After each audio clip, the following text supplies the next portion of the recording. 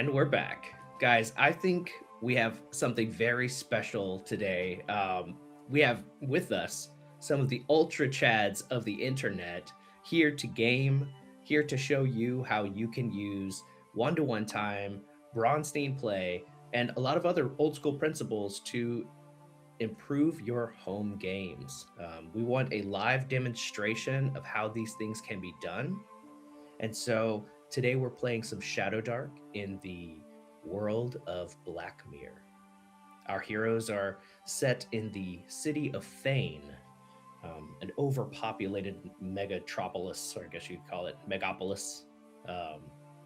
And we have one returning PC and a bunch of new level ones. We don't know what's going to happen. We are going to give everybody a chance to introduce their characters, but before we do, I would suggest checking out the video description because we are going to have some new rules or some optional rules that aren't in the core base book. So let's take just a moment and let's reflect on what those changes are. So we have Blitz mode, which gives us a faster torch timers. We're playing Hunter mode where we kill things. It gives us XP. So unlike in regular Shadowdark, our characters are going to be leveling just a little bit faster. We have Momentum mode where our dice, damage dice, explode when they hit the maximum number, crit or no. Grinder mode, which makes it just a little bit harder to heal and recover lost damage stats. And we're using something called Spell Burn, and nobody has used it yet. If you sacrifice a point of your stat, you can increase a d20 roll by 1. We're also experimenting a little bit with the chat, allowing them to influence the outcome of some of the plays. If they find a character that they like, or if they see a PC that is in the same alignment that they want to support, they can super chat to give advantage or disadvantage $1. I've been thinking about it. If you're going to super chat 5 or more, then I'll let you give a permanent magic item.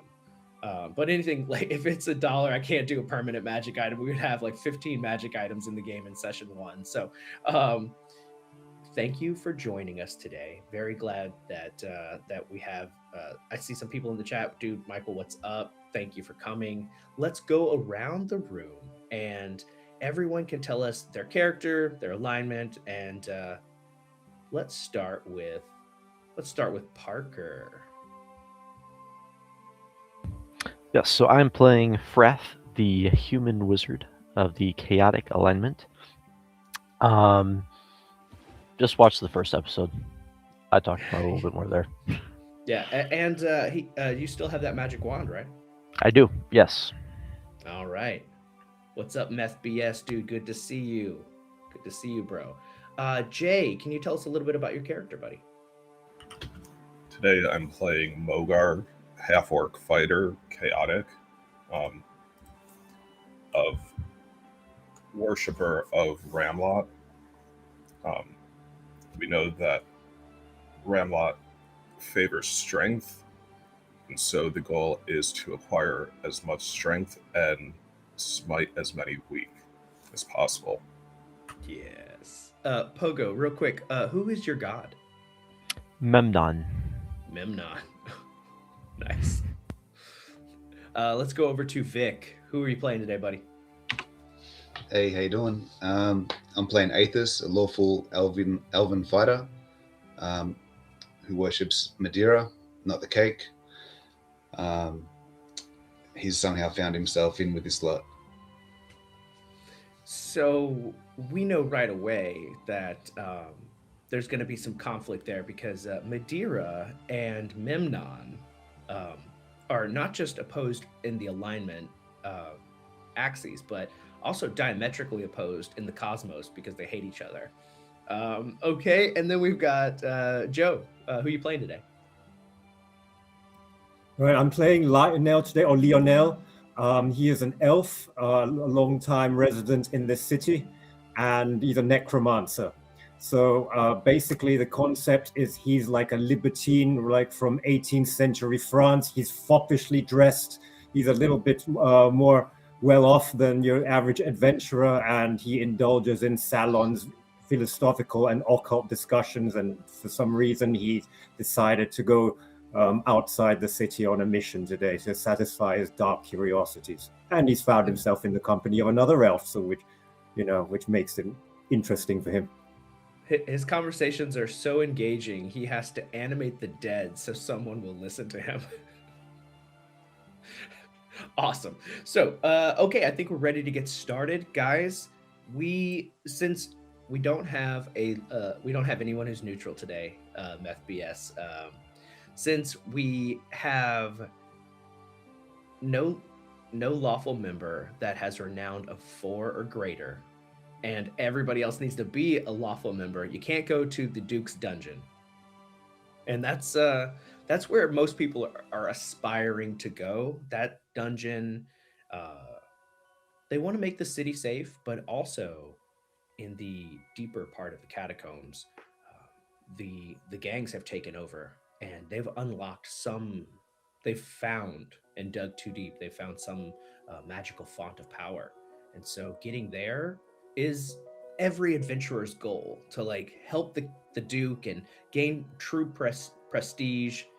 But you guys are relegated to the keep. The keep where you have to pay. It's almost like Disneyland, you got to go through the turnstile, you got to scan your little bracelet. You the wizards there that watch over the Savage Keep, they have cast spells on this ancient castle that draws magic monsters and all of their treasures from the subterranean, and they love to. There's something magnetic about that place, and it draws them there. So these adventurers, for the past 40 years, people have been going in there, paying the wizards to gain access. They've been chopping monsters down, and then just after a couple of weeks, these monsters just come right back. And so the wizards have found a nice a way to continue revenue for their college inscrutable, and also the dark energies that draw the monsters there, the horrible murder and sadness, depression that is generated in that keep. It's powering something a little bit maniacal, you could say, if rumors are to be true. Do you guys have the entry fee amongst you to be able to get into the keep? I do. Yes. Yeah, I can handle it. All right. So what that means is we can take a look at the map. We did generate this map, and I haven't uploaded it on my computer yet, so I could share it once I actually get around to it. But eventually I'm going to do that. But for now, we did generate this map on stream together. Let's just take a little look here. We have Thane. I don't know if you guys can see it. Right in the center is Thane, and then up 1 over 1 is the keep of the Savage King. Each of these hexes is 24 miles. So it takes 1 day to get through the hex. We're going to have a bit of overland travel using the Shadowdark rules for overland exploration. How much gold do you guys have? Do you have enough food to make the journey? It's 2 days there, 2 days back.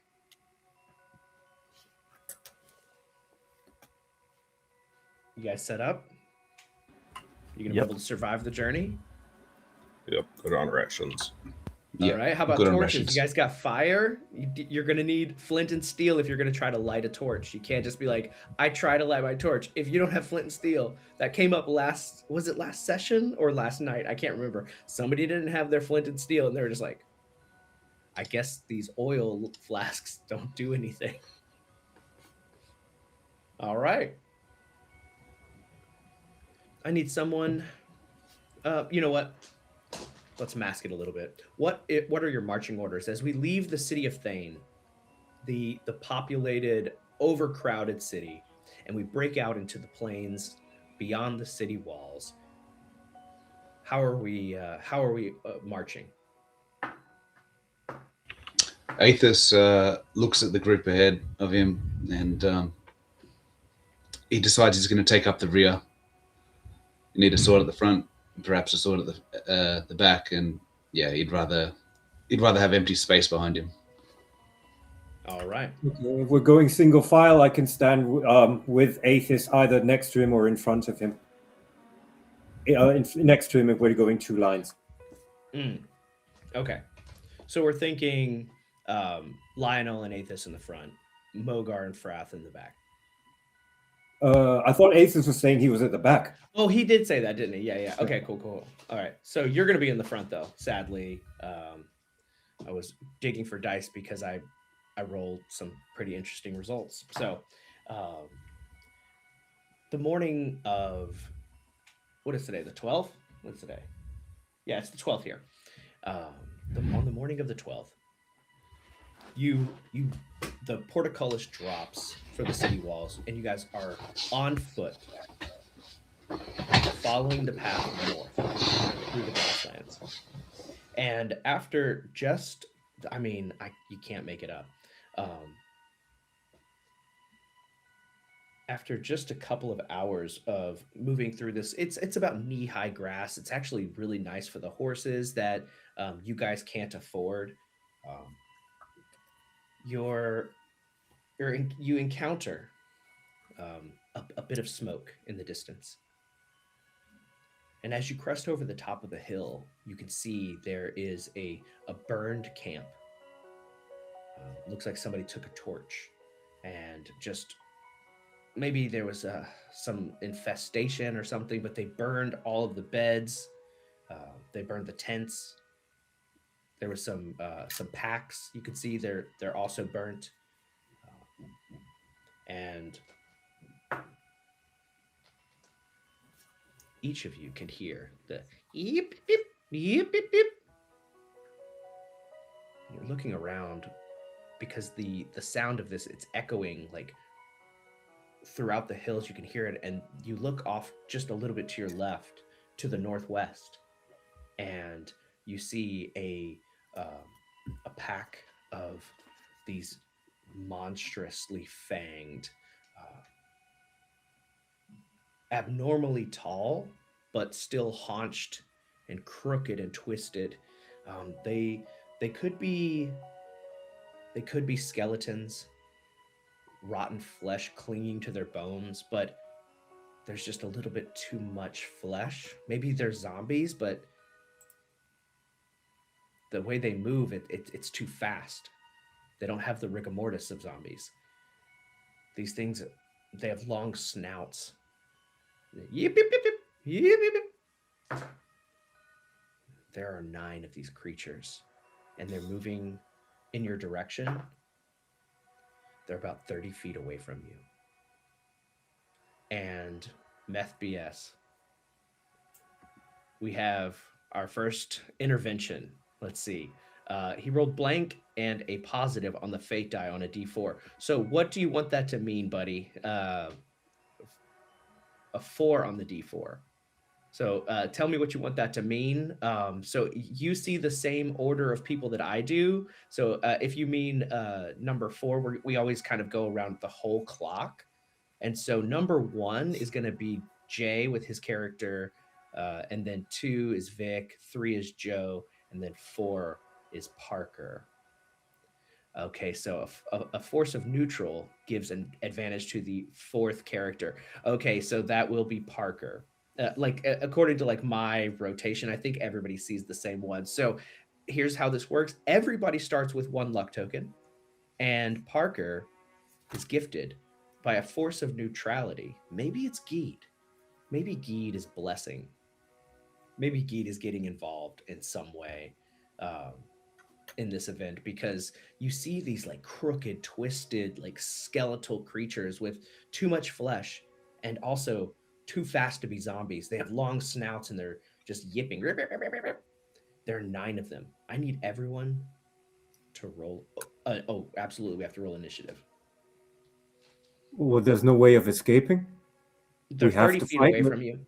They're 30 feet away from you. There's like 9 of them. Yep, there's 9 of them.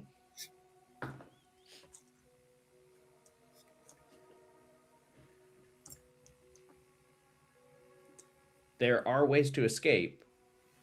They're 30 feet away from you. They're not on top of you. But we have to roll initiative.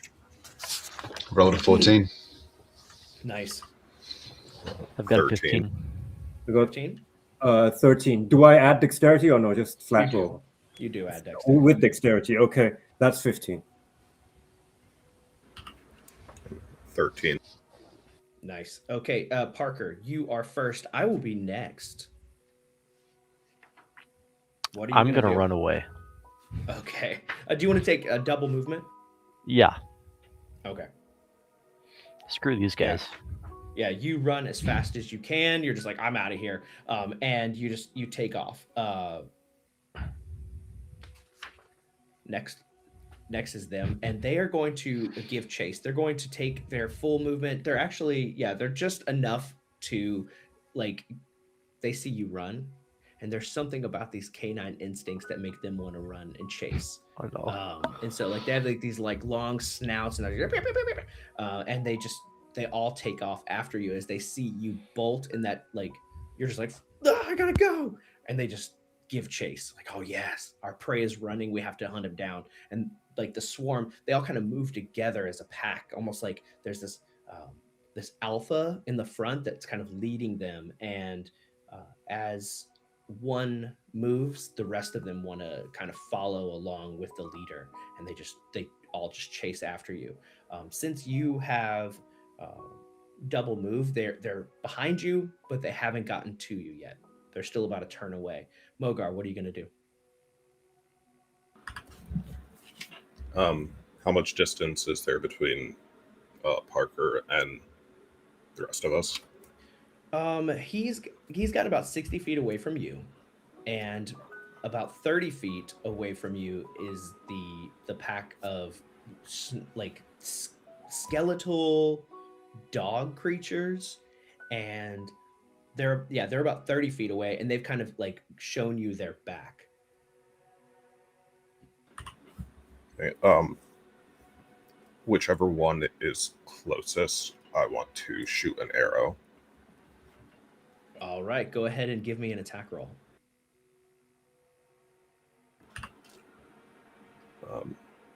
16. Oh yeah, okay. So you see its back, and actually, I'll let you roll with advantage. There's a chance you could crit. No, that's a 3.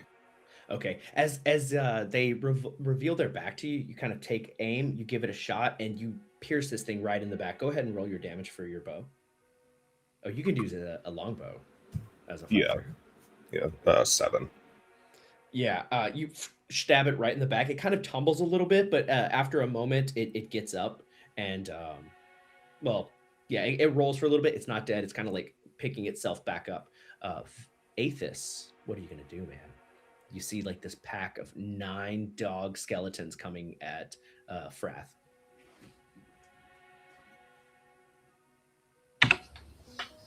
I'm gonna. Aethys takes the same sort of. So these dogs have moved in front of us now. They've overtaken us? Yeah, they have. They've kind of. So I assume that Frath ran away from them, and so they have ran past you almost, and they've revealed their back to you, and so but they're all hunting Frath because he bolted. So you can see their backs as they're running after your colleague.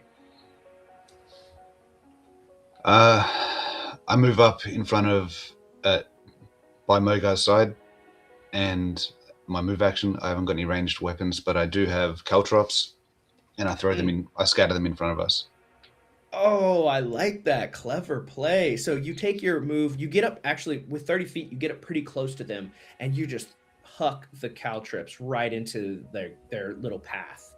Mm-hmm. And you do that easily. Just throw them down, and like you see hundreds of little spikes and flashes in the sunlight as it glints, the sunlight glints off the steel of these caltrops.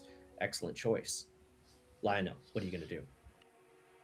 Okay, I'm still behind the group that's running, so once I see that they're going to run over the caltrops, I'm going to take cover and try to hide because they might turn around.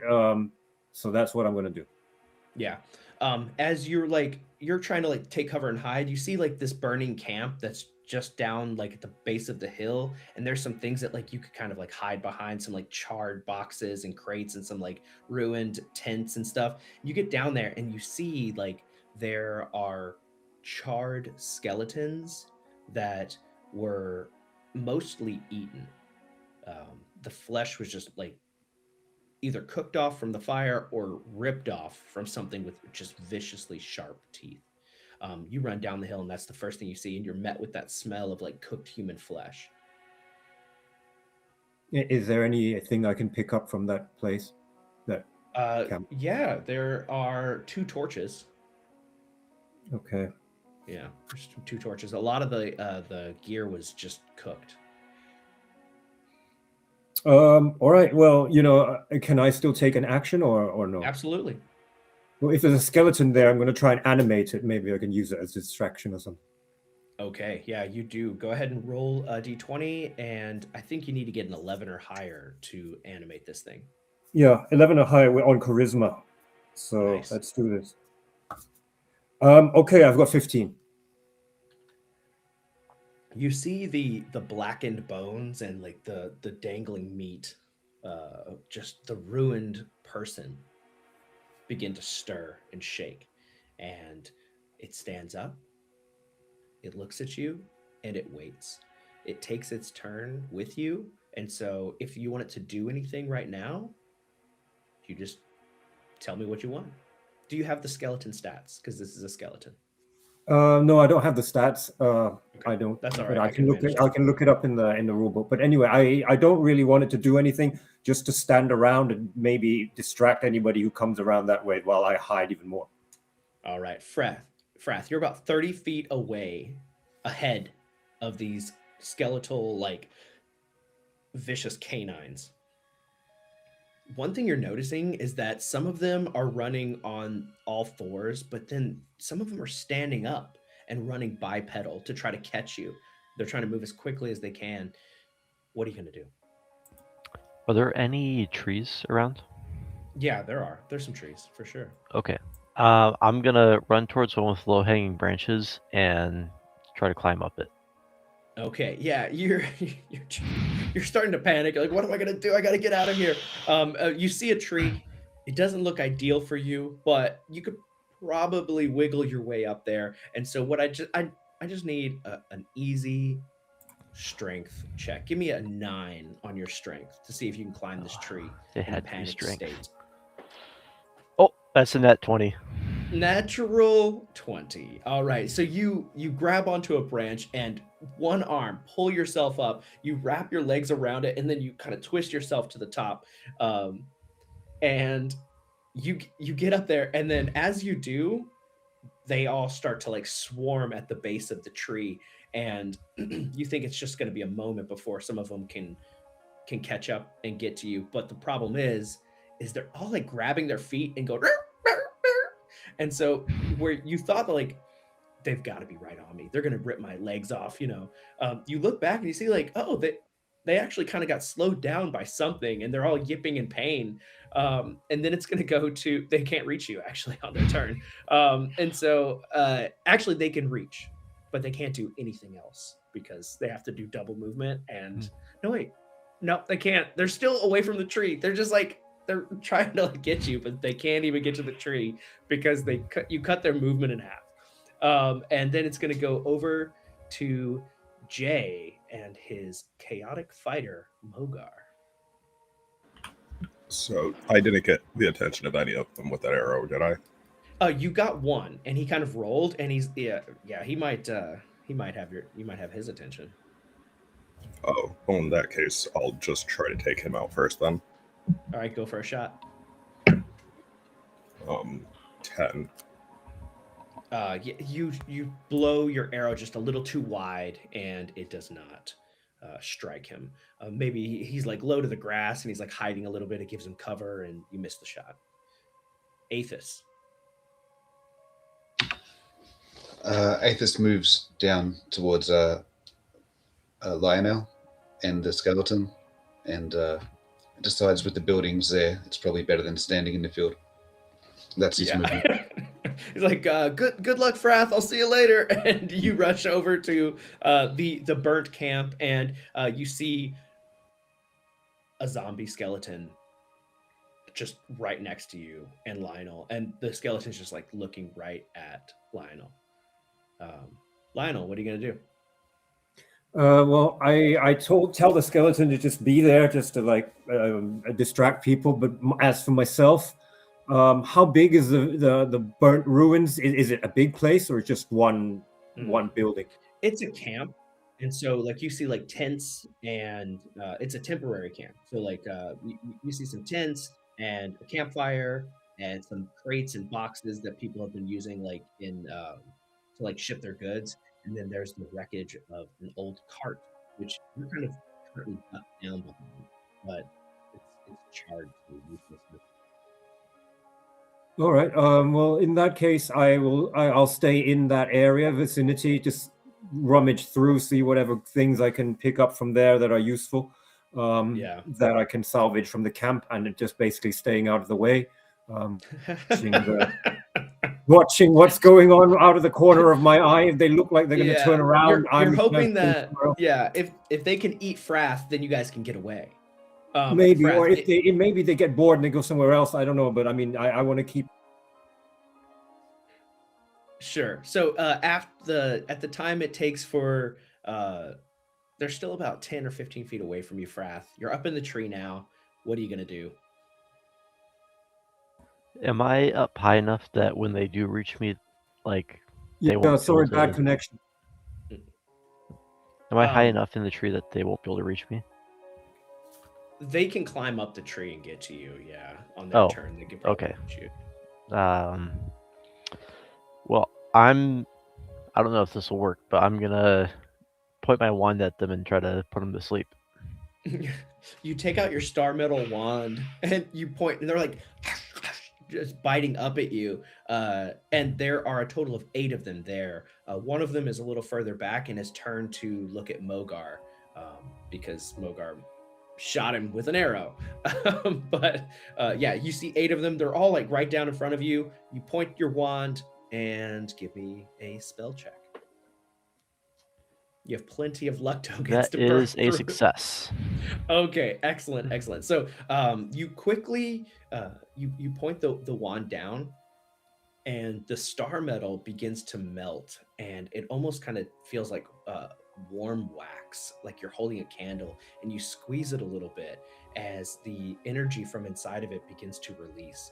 And as it heats up in your hand, the creatures all drift to their knees, then fall on their faces. And you guys all get the same amount of XP, because the way Shadowdark works is when somebody gets an XP, the party gets the XP. And there's treasure. There's a 50% chance that random encounters have treasure. So let's see. You guys will have a total of 4 XP for this encounter, and 1 XP for the treasure. You guys are starting with 5 XP. This was a lethal encounter by every metric. If it hadn't been for your magic wand that you rolled with your talent roll, that was a gobbled up Frath for sure. Let's see okay, how about this? Somebody roll a D100 for me. Mogar, roll a D100 for me. 90.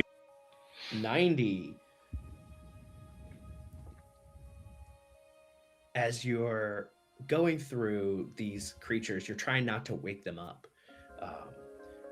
You notice that one of them has a potion in their pocket.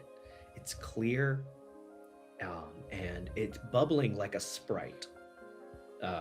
It's like carbonated, and it's corked and sealed with wax, and it looks very valuable. Who's going to take that? Does it need to be identified or something? You can drink it and find out what it does.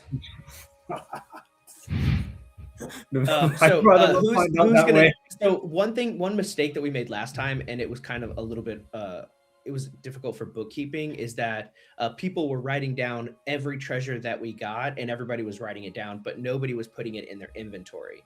So let's make sure that today, when you find something, you put it in your inventory. Who is going to hold the potion, and do you have the spot to fill it, and then write it down? I'd love to hold it, but I don't have a spot to put it. But does it take a whole slot? It does. Yes, Aethys. I'll take it. All right, Aethys is writing it into his inventory slot, and he is going to carry that. Oh, man. Well, we started with a magic item. That's good news for you guys. And a bunch of XP. Like, that is such a lethal encounter. Like, it should have been a slaughter. But the rest of the first day goes by. You are continuing north. You've moved away from this burnt camp. You got 2 torches out of it.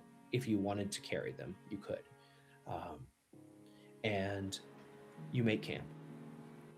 Now, you're still at least a day's travel away from the dungeon. And so, do you want a campfire? You're going to need to stay warm. You're going to want to scare away any of the monsters that come. And if you don't have a campfire, and the creatures that reside in these plains come for you, every action you make is at disadvantage. Definitely want a campfire. Yeah. Right. That's 3 torches. So I'm going to need 3 subtractions. Go ahead, just erase 3 torches off of your inventory. Who's going to supply those torches? How many do we have, like, collectively? I mean, just so that we can keep inventory. I have 2. I have 2. Did anyone take the 2 from the previous, or from the zombie dog things? I had no slots. I have. Are we still in the same vicinity? If you wanted to take them, you can. Okay. In that case, I have 3 torches right now, so I'll take 3 off and I'll put 2 back on from the zombies. As long as you had the, well, I'm sure you would. As a fighter, I'm sure you could have held all of them at the same time. Yeah. Yeah. Cool. So Mogar breaks out his torches and he lights up a fire.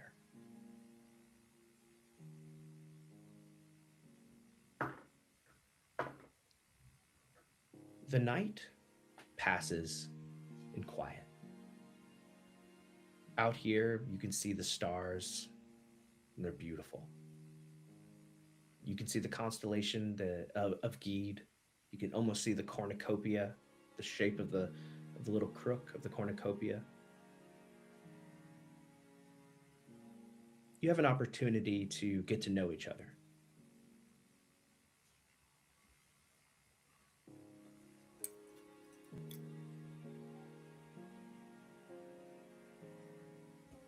Well, I mean, like, is this like you were supposed to talk to the other player characters? This is a role-playing game.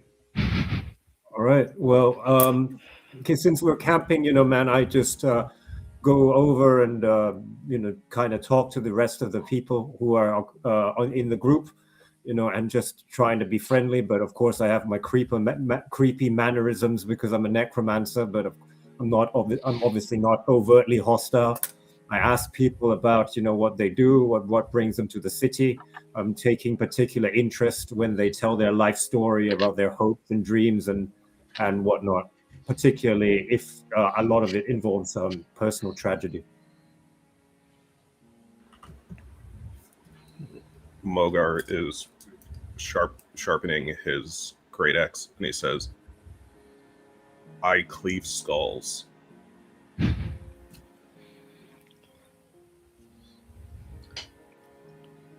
Pretty vague. Skulls, all skulls. Do you have if the skeleton is still there, I turn to tell him, "Not yours. It's okay. Tell the skeleton." Any skull. Anyone, anything. Well, Lionel, as a necromancer, any chance we could trade some spells at some point? I am not sure how that works, but if you're interested in learning necromancy, well, all's the better, right? I feel it's an underappreciated art, and I've been amongst humans for a long time. Some of my best teachers were human, in fact. That's probably because you guys don't live as long, but yeah, sure. Amazing. I have no idea what spells you can learn as a necromancer. But You know, I'm all about sharing knowledge and Mhm. making things more interesting in this world. Mhm. Interesting seems more like an abomination. I would think better of an elf. So what are elves supposed to be if not to enjoy our lives, our lifespan as much as possible? Honorable. I never said I wasn't. There's no honor in raising the dead. I'm making good use of resources. I'm letting people, live out their dreams and fulfill their purpose, even when things have gone bad for them. As we all know, luck can be very bad. Everybody dies. Their bodies don't have a use once they're dead. When they're raised, they can at least be used for further strength. Exactly. But Yeah. not his skull. We still need him. I point to the skeleton.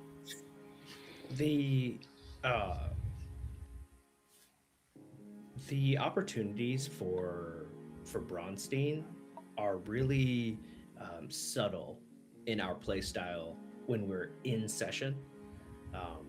Because if you go overt and you just like start attacking everybody, there's zero chance that we live. But if you're at camp and you happen to have a conversation with somebody, you can send private messages to each other if you want, like because that's one tool that we utilize. We have this tech, let's use it. You can always send private messages to each other and make plans that you're not saying into the microphone. That's okay. And you can just reveal those kind of things anytime you want, whether it's like for treasure or for combat, if it comes to that. But just keep in mind that we are not all on the same side. Most of you are, but sadly, Vic, but you're not all on the same side. And I will say that if I was a dungeon master running this at home and I wanted to know how to play a Braunstein game, I would be grading players like Vic very highly because he is not going to jeopardize himself for the agents of chaos, and so he chose to move away and not just blindly rescue every person that comes along. Some people are not on your team. They're trying to actively subvert you, and he's not lawful stupid. And so whenever I'm reflecting on grading my players on their role playing, I think that was the lawful play because if somebody is a known source of problems in the world, why are you trying to help them get out of the sticky situations? And so little things like that are what you need to consider when you're grading. The night passes by and mostly peaceful. You have a conversation about death, undeath, and the sun rises the next day. You still have more than a day's journey to go. As you make your way north by northwest.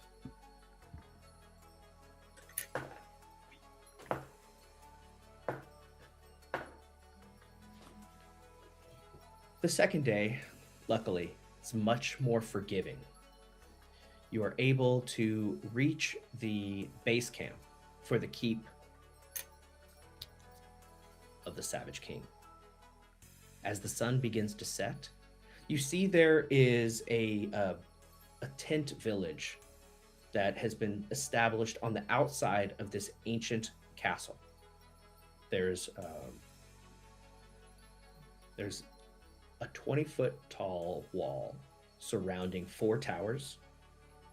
And placed in the center of these 4 towers is a very large keep.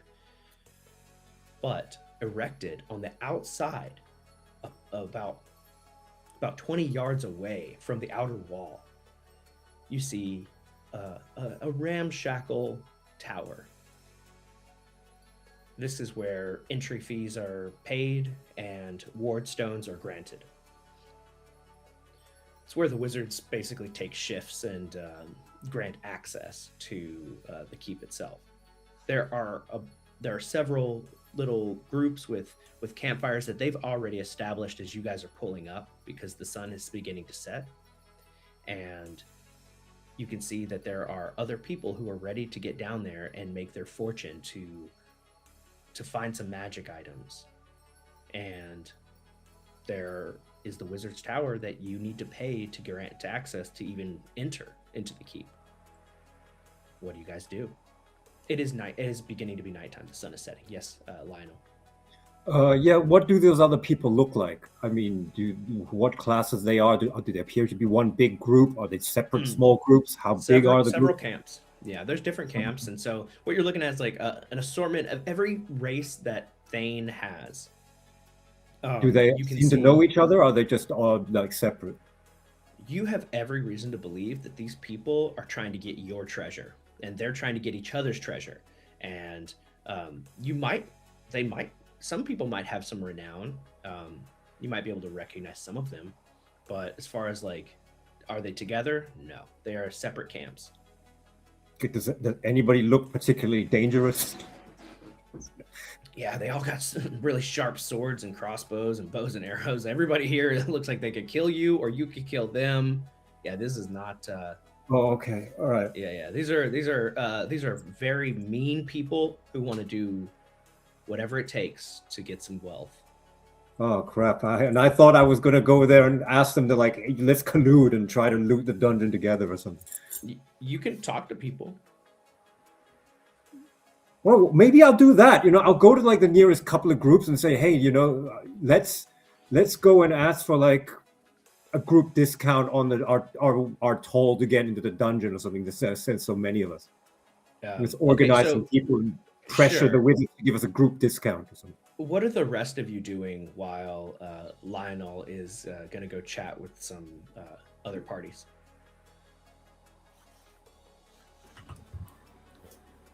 I'm gonna. Sorry. Well, if we're all competing for treasure, it seems like the good thing to do would be to get in there as fast as possible. You want to go in tonight? Yeah. Okay, right on. Frath, how about you, man? What do you want to do? I was going to go to whoever is manning like the ticket booth and cast Charm Person on him and ask him if he's heard any secret passageways or any of the ways that it would be excellent idea. Good to know about. Okay. So Lionel, you see a group of it's a human. There's a halfling, and they're sitting by a camp, and they're preparing the food. And the halfling's name is Murdoch. He introduces himself. Hey, nice to meet you. What's going on, man? Our food is already taken. The rest of our team is busy right now, but like all of our food is taken. You can't have any. Sorry, Lionel. Yeah, sorry. I mean, this is the Murdoch guy. Is that the guy I'm speaking to? Yeah, you said that you wanted to go talk to somebody. His name's Murdoch. Oh, okay, sure. Like, yeah, sorry, you can't have any of our Murdoch, food. I'm just basically, I just come up and just introduce myself very briefly and say like, no, I'm not after your food. I'm just saying like, since there's so many of us, I know we all got our own interests, but let's all like pressure these wizards to charge us less.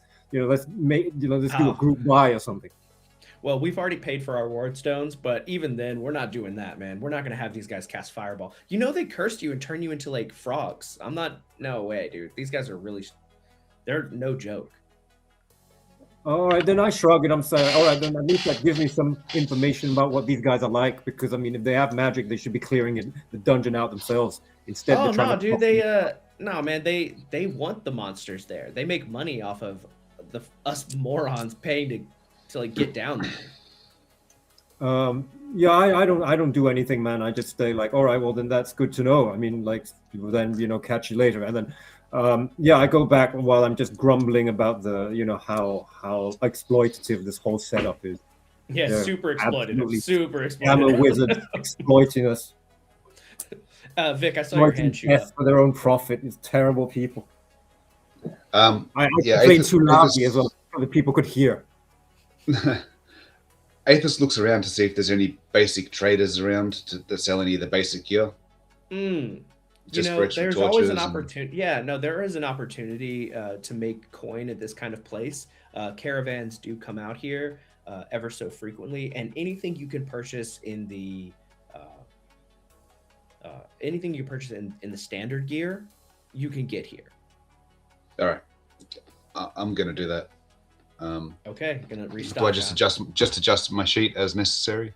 Yeah, go ahead and just whatever like you want to buy from the standard equipment, you can go ahead and fill up your gears with that. Of course, I like that. Yeah, there's always the merchant trying to make a little bit of coin, and they can see an opportunity here with these adventurers. Frath, you go over to the mage tower, and you see a few of these very capable wizards. You recognize some of them as upperclassmen, graduate level students. And from the college inscrutable, and they see you like, oh, yeah, it's the freshman. What's up, Frath?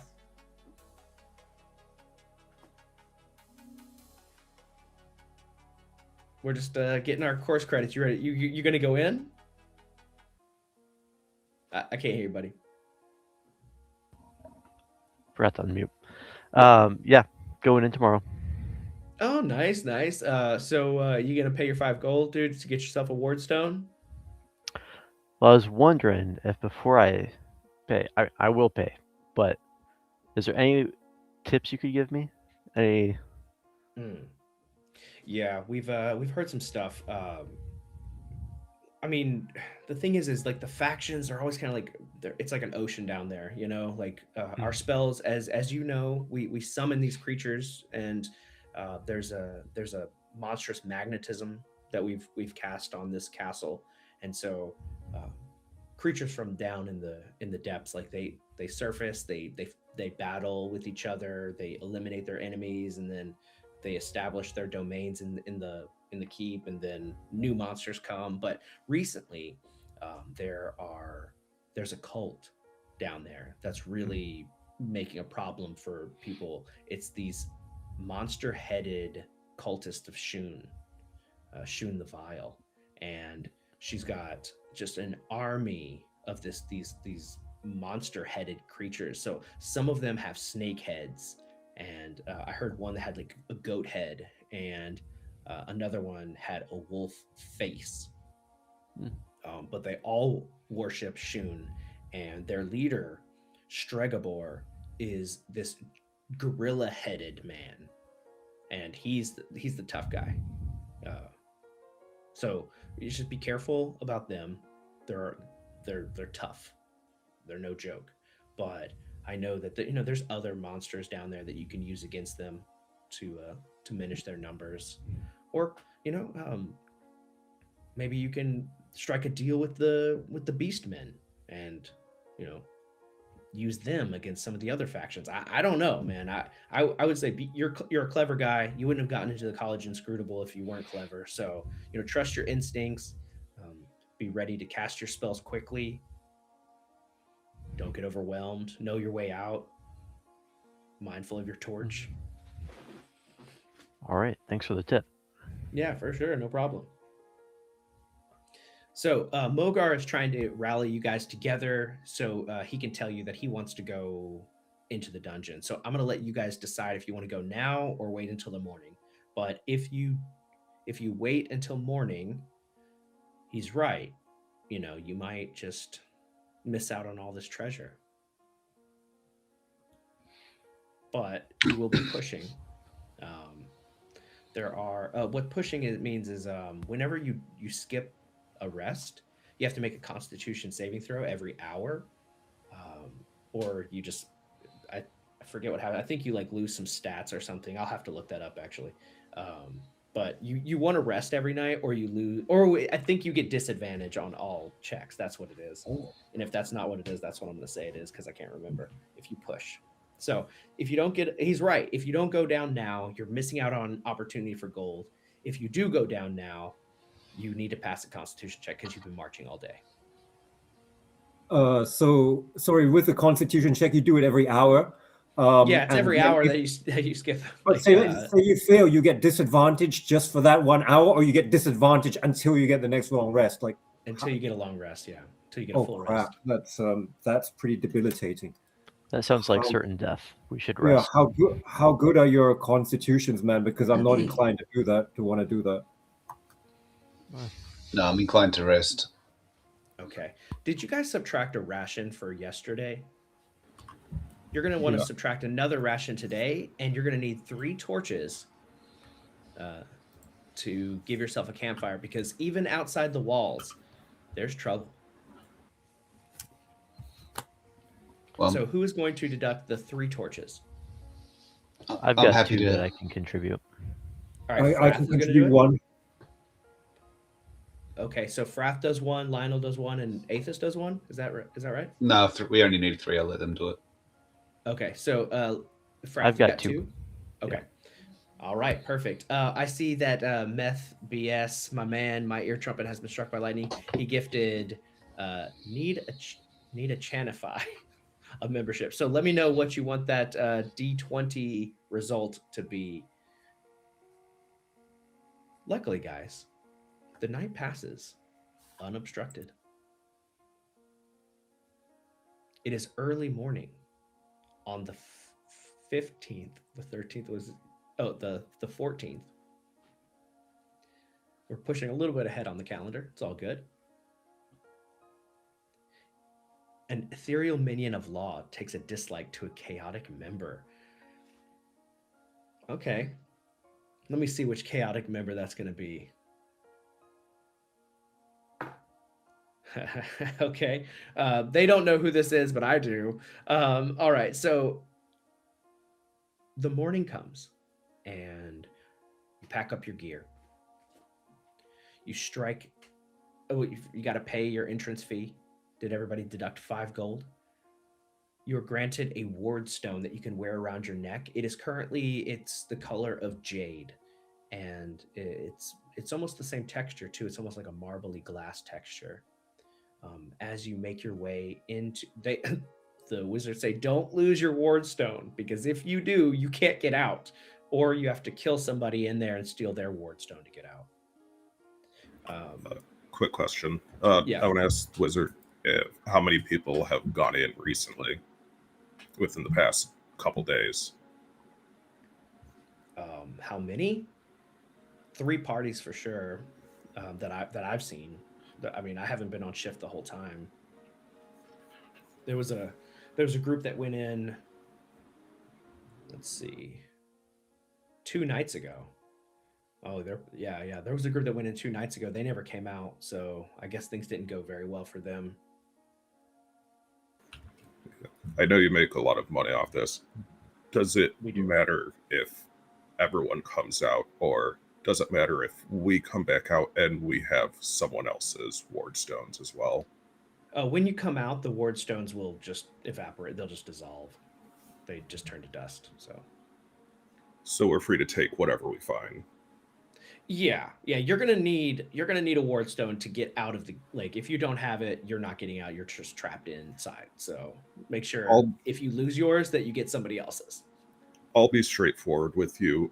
It's fun for me to break people. Other people come in. I just want to have some fun with them as well. Oh, well, then you're going to have a blast down there, because there's all sorts of chaos happening. So good luck, Mogar. I like your style. And hopefully you go down and you come back out and you choose to come back and pay us again.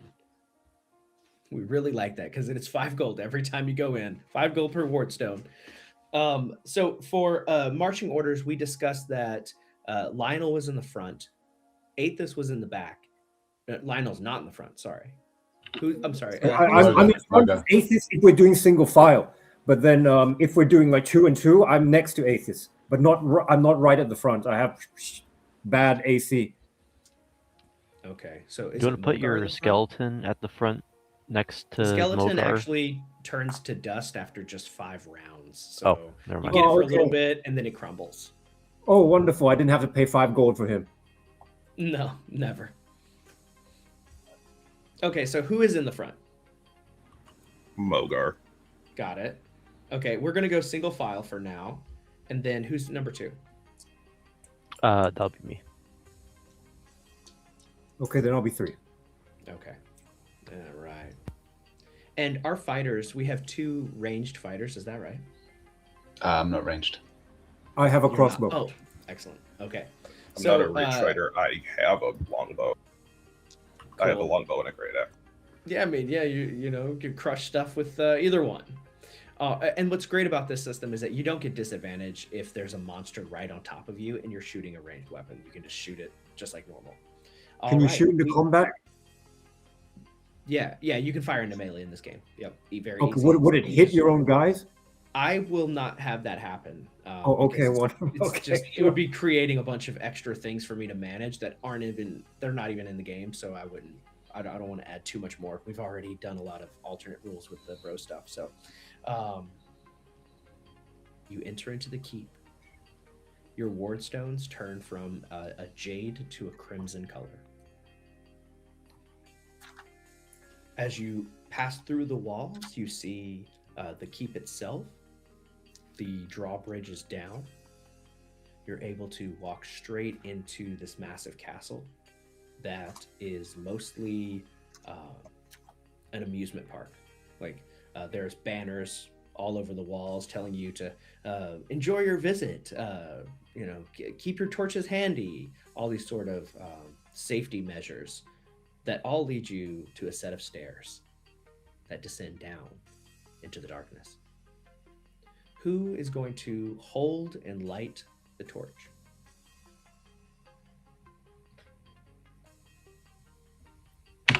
I can light one of my torches, but I would prefer to hand it to one of the guys in the middle. I can hold it.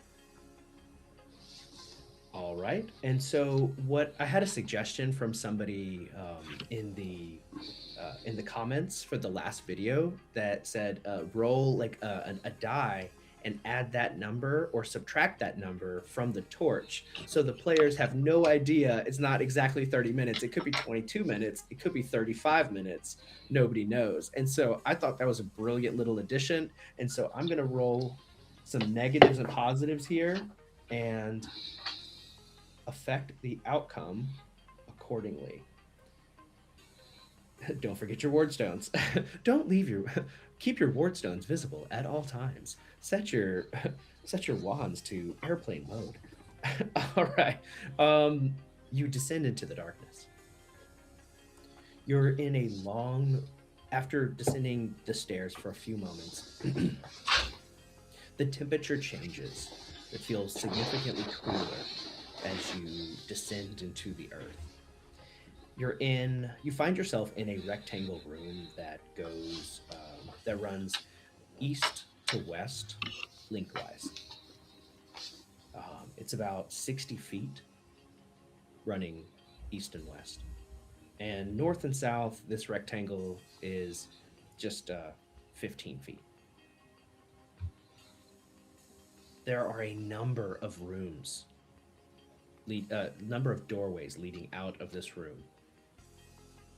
On the north wall, there are 2 exits, 2 doors. One on the northwest side and one on the northeast side.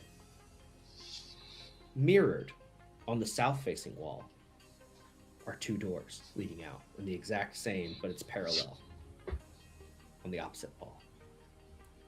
There's a south-facing door on the west side and a south-facing door on the east side. On the west side of the... Yes. That's right. On the west wall, there is a door leading out, running directly west. And then on the east wall, there is another mirrored door heading east. The stairs lead you down into the center of this room. And so there are exits all around you. You see a carved statue. It's about 5 feet tall of granite. Of Geed. It's Geed, the god of mirth and party. You can recognize him right away. He is always depicted as a little hobbit man, and he's holding a cornucopia of fruit and vegetables. And you can see that one copper piece has been placed onto the statue.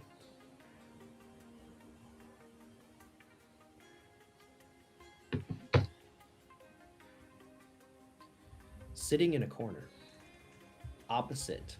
So the statue is actually, the stairs lead down. The statue's on the back side of the stairs, like pushed up against it. But on the far wall on the east, you can see sitting in the corner is a dwarf lady. Her eyes are closed. She is without a torch. She's rocking back and forth. And as the light comes into the room, she shakes her head. You could see she's been down here for a while.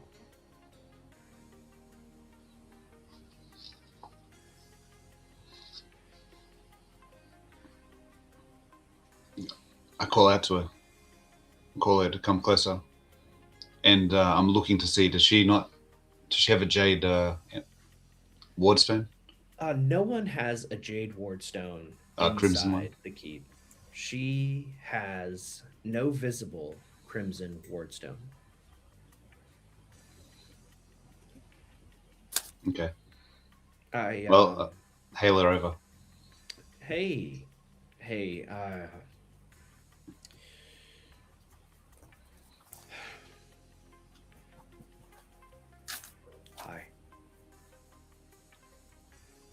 What are you doing down here? I'm trapped. I can't get out.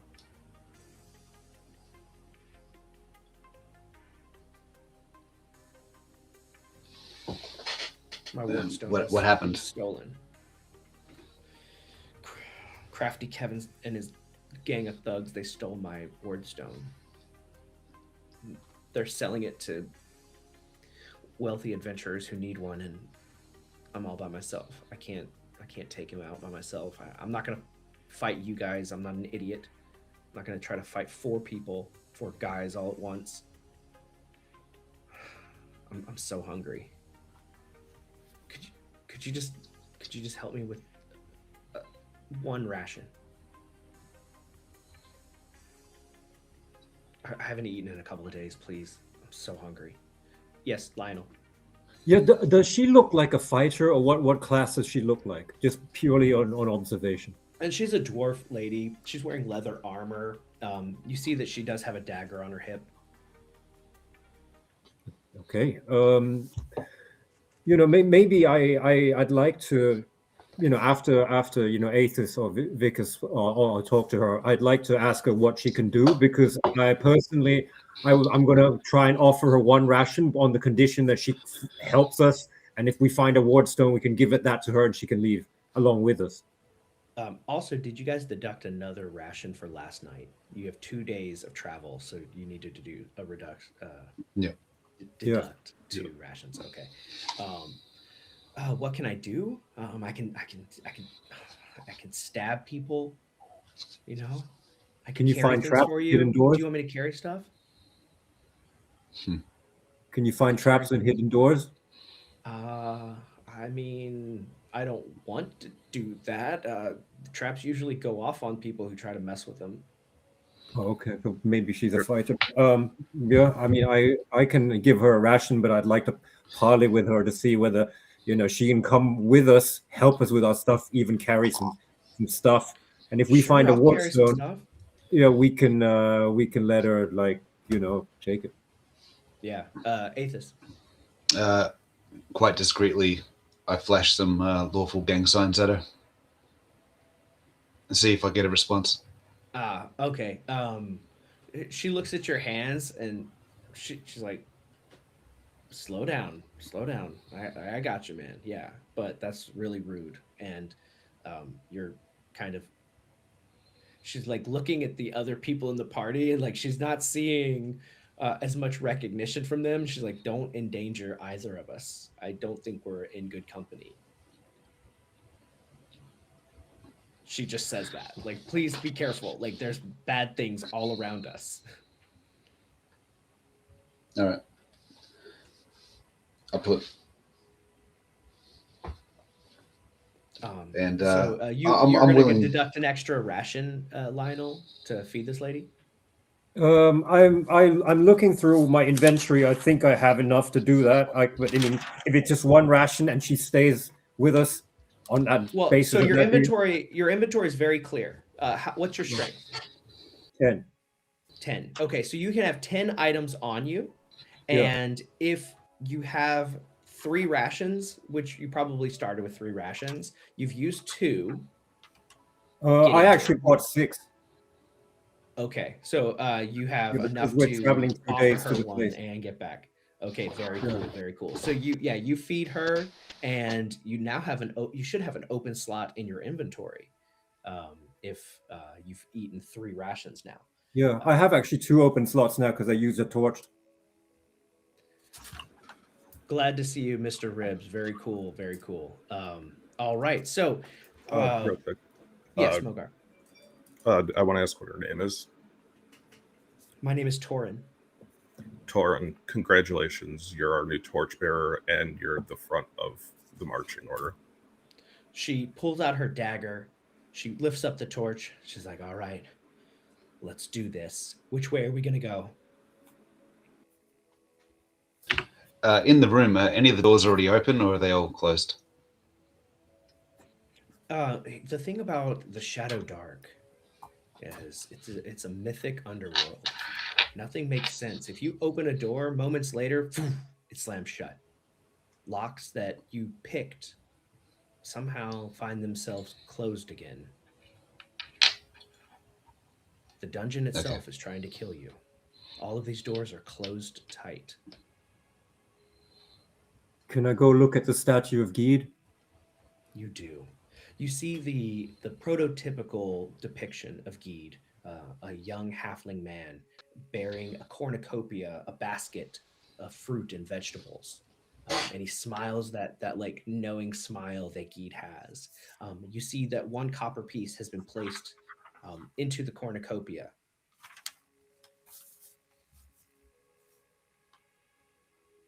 I'm sorry, what I didn't hear properly. What was in the cornucopia? So my One connection. copper piece, sure, 1 copper piece was placed into the cornucopia.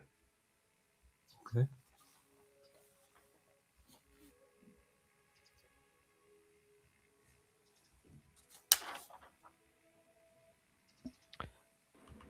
I'm leaning towards northwest for the door.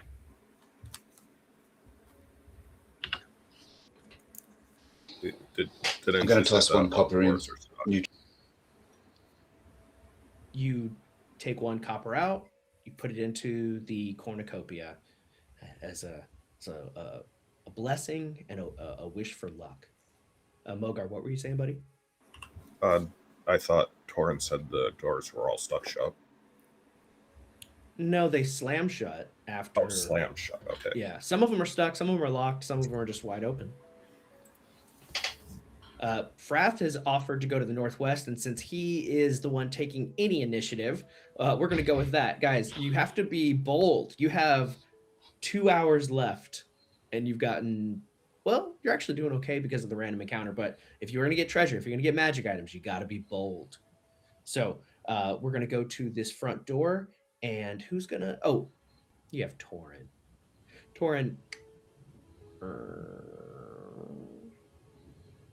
leading you into a room. You see a long hallway in front of you. It goes about 15 feet, and there's a door on the right. And then another 10 feet, and the hallway opens up into a much larger room. The edge of your torchlight, you can just see there's a much bigger room at the north end of this hallway. I want to place a spike on the door to try to keep it open. All right, you do that. I think we should go forward into the open room. You step past the door on the right. You see that this room, you can hear it's a very sharp sound. It's almost something sharp and heavy is bumping into something metallic.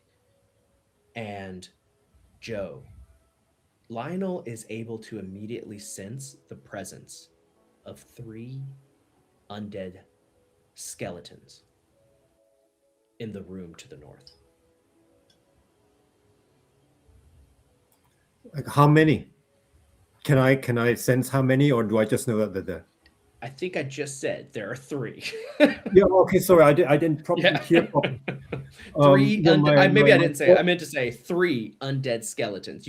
There are 3 of them, and they're in the north room at the end of that hallway. You can feel their presence. You know they're skeletons, and there's 3 of them. Yeah, I communicate that to the rest of the group, including the dwarf Torin, and I'm just saying, like, how do we want to proceed with this? I can try and take some out using my particular skills, but we don't know how strong they are.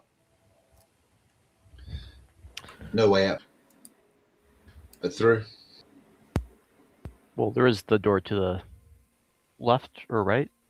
There's To the 6 right. other doors too. It was Yeah. to the right of that corridor we're coming in. So those ways around. What kind of but- adventure would that And be? there are only 3 skeletons. Yeah. You step into the room itself, and what you see, there's a few things you see. There is a door immediately to a corridor immediately to your left. As you step into the room, you look to your left, and you can see, like, in the torchlight, there's a circular room, and there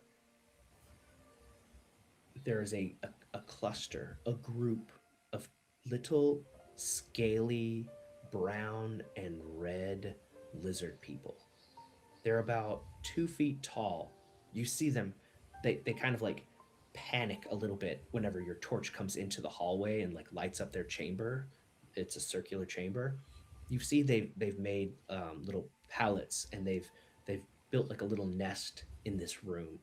And does anybody here speak Draconic?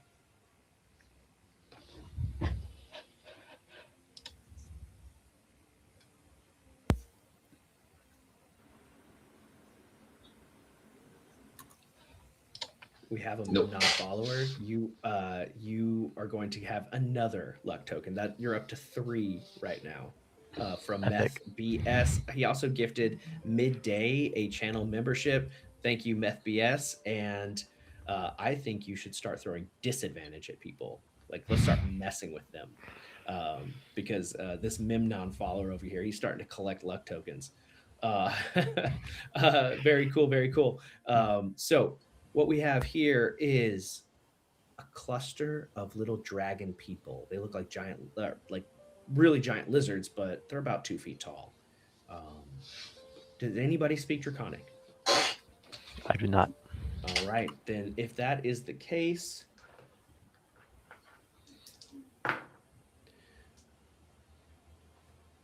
we're rolling for initiative. Sad day. So much potential here. Language how many are actually there? is hang on a second. Language is huge because this group was encountered before, and negotiations were very reasonable and possible. So spending your downtime to learn a language is so useful, because you can actually get to know what's happening and why. The Fate die make the choices, fair enough. You see 6 of these little lizard men. Yes, Vic. I rolled a 3 for my initiative. All right. I rolled a 2. I have 6. Lionel. 6. Yeah. That's a 7. Nice. Don't do it. You're not surprised. As you come into the room, you can see, like, these guys are right over here. What you see in the large square room where you sense the presence of skeletons, let's describe that real quick, just so you have a feel for what's going on around you. This is a square room. It runs 20 by 20. You're coming in from the very southern face. There is a corridor heading north into this room. Immediately on the southwest face is that circular room. On the west side, there's another passageway up on the northwest side, running west. There's nothing on the north wall. On the east wall, on the north side, is a door that is closed. On the 6-7, get out of here, Mr. Rip. And then on the east wall, why I said on the don't do south it. side, there is another door. And then on the south face, there is another corridor. So we have 2 ways out on the west, 2 ways out on the east, and 2 ways out of this room on the south. Nothing on the north wall whatsoever. Inside the room, the big square room that you're looking at, there is a cage, a human-sized cage. Inside of the cage are 3 skeletons. They are bumping into each other, and you can see that they have these strange growths coming out of their bones. It looks like rubies, emeralds, diamonds are growing out of their bones, and they're all locked inside this cage together. With that, Joe, I saw your hand shoot up. What's up, buddy? Yeah, I got confused a little bit. You said we came into that room. We took the northwest passage, came down to that room, and then how is this room the same as the room with the round room with those like little draconic creatures? Is it the same room or no? No. You're standing in a square room. There's 2 passages coming from the south wall heading north. You're on the west side of that. Okay. There's a west and an east one. There's 2 Yeah. passages on the west wall. Right. There's a north and south wall. On that south passageway, that's the circular room with the kobolds, the little dragon people. And Okay, then but on we the came in- opposite wall. Yeah, We and then on came the in opposite through one of the south, right? We came in from Yeah. the south. the southwest wall, yeah. Oh, okay. And then on the east wall, there's 2 more ways out, 2 doors. All right. And with that, the kobold people are incredibly hostile, super negative to you, instantly attack. Too bad, too sad. Can't do anything about it. You have no negotiation skills with creatures that can't understand you. And they let loose the dogs of war. They're tiny. They're fast. They start scurrying and overwhelming you with their numbers. There's 6 of them in total. We have a lot of attacks going out. First attack.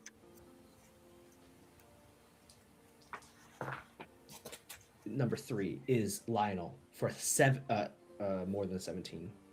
No, just a 17 to hit, which is more than enough to hit.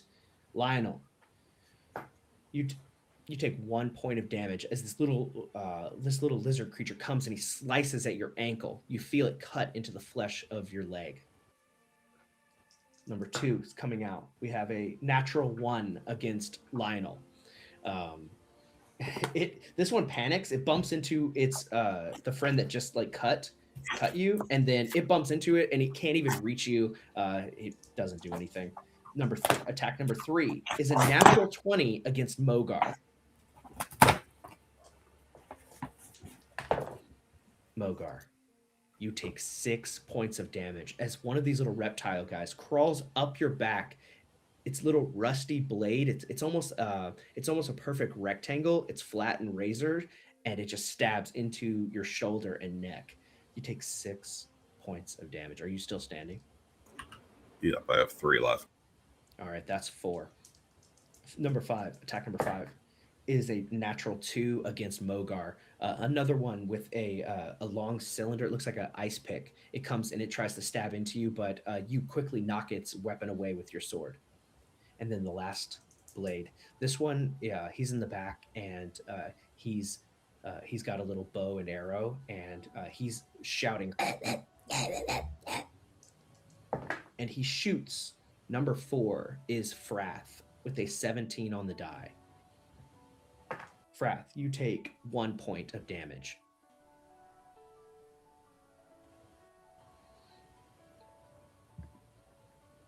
we've got a hostile encounter. You guys are outnumbered, but you do seem to be much bigger and more powerful than these guys. Hello, Stephen Saunders. Welcome.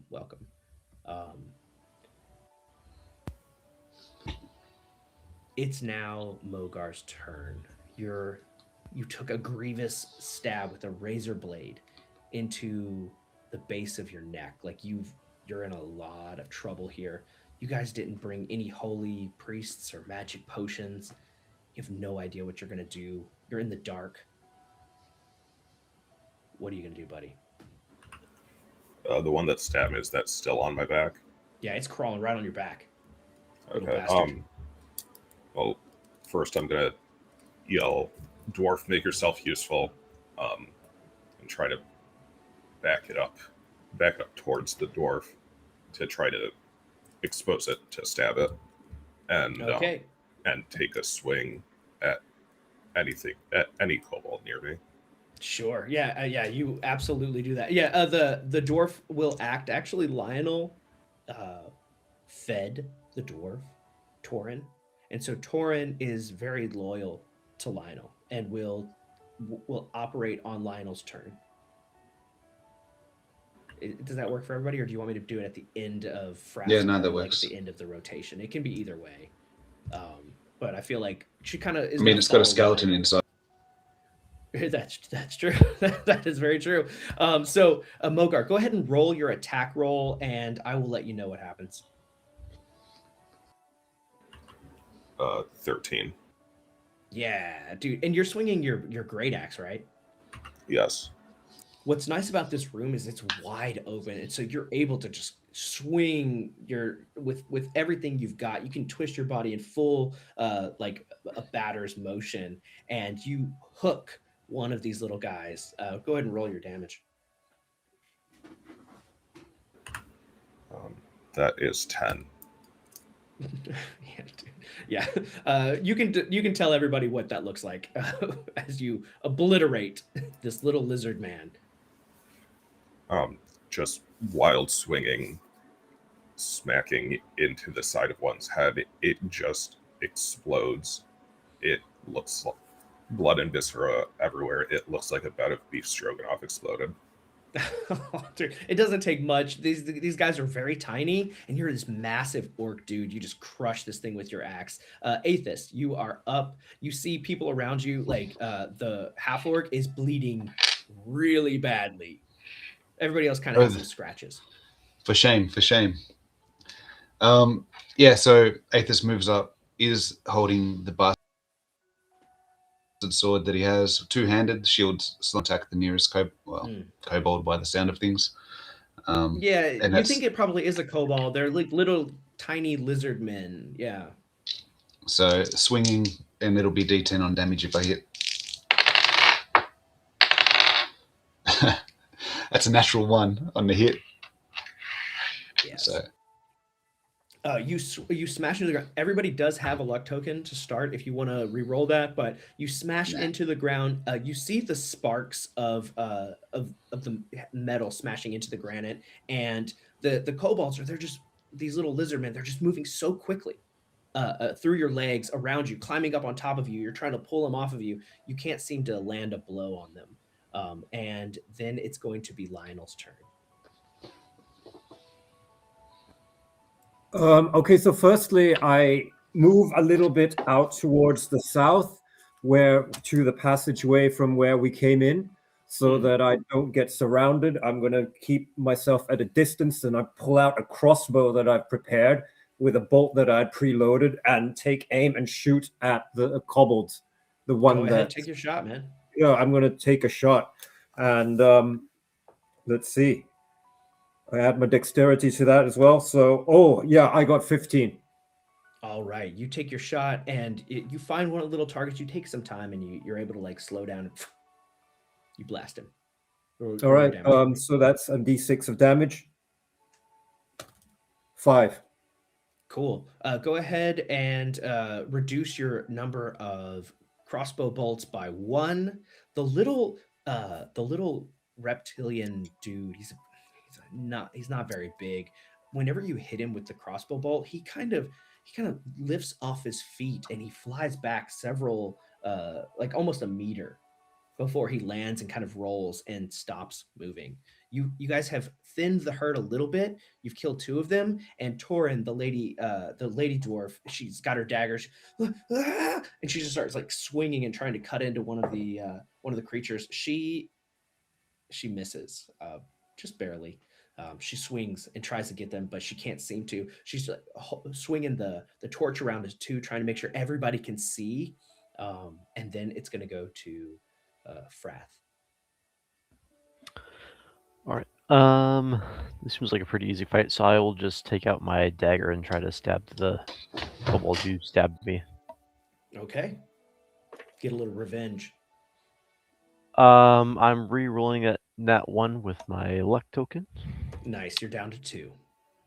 That is a 6 to hit, which probably misses. It does, yeah. So you swing with your dagger, and the kobold catches its little like ice pick, and it stops your dagger and it pushes it back. Even it's tiny, but like the speed with which it moves, it really gave it like the momentum to stop your blade. And now somebody's about to die because I have 4 attacks going out. It is going to be a bloodbath. Actually, I'm going to roll a d5 because Torin should be a viable target having the light. And so one of them is going to throw a bucket of piss at the torch, and the light goes out. We have Mr. Ribs, thank you so much. Aethys needs luck. Gods don't agree with the natural one. So we are going to gift a luck token. Saint, is it Madeira that you worship? Madeira. Madeira wants Yes. order, and therefore you are blessed with a luck token. Some order needs to be brought to this chaos. This is a party of chaotic creatures, and you are surrounded with them. Thank you, Mr. Ribs. We've got... The lights have gone out. There are kobolds moving all around.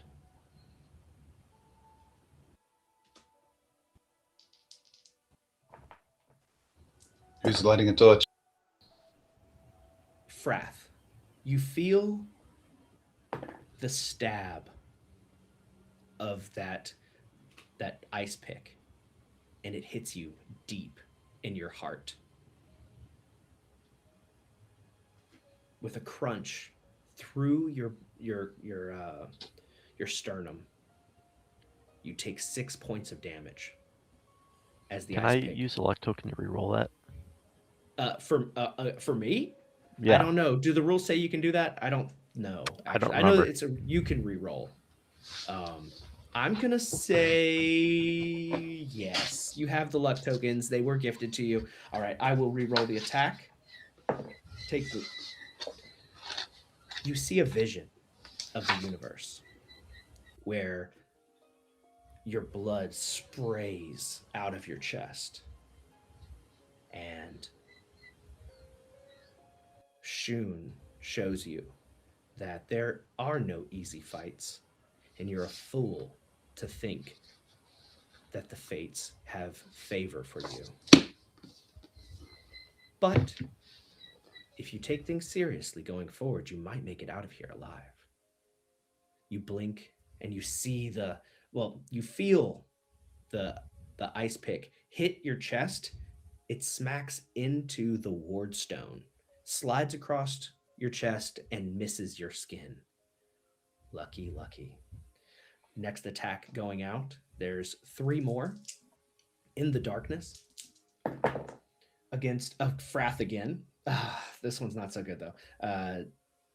That's a miss. You feel one of them is like it's pushing into your leg. It doesn't even realize that it's got you, and it's like cutting and slashing into your robes, Frath. You can feel them shredding your clothes, and it's like tugging you and pulling you, but it's missing your flesh. Mm-hmm. We've got a bow attack going out. This is against number 1. That's Mogar. Mogar, an arrow flies through the air, shoots you in the shoulder. Not only do you have a wound in your neck, you now have an arrow stuck in your shoulder. You take 2 points of damage. I have 1 left.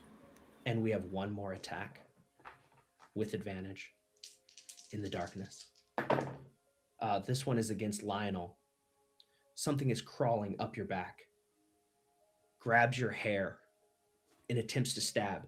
I got an 11 on the die. I don't know if that's enough to hit you. I have an AC of like 13. Of like 13 or of 13? 13. Okay. Because like 13 can be a 12, can be a 10. It's like leather armor. Sure. So leather armor is an 11 Yeah. AC. What's your dex? And I have +2 bonus on my dex. My dex is 14. It tries to rend your throat, but all it catches is the boiled leathers, and it tugs and pulls. You grab it, you toss it down to the ground. Mogar, it's your turn. You're barely standing. There's no light. What are you gonna do? I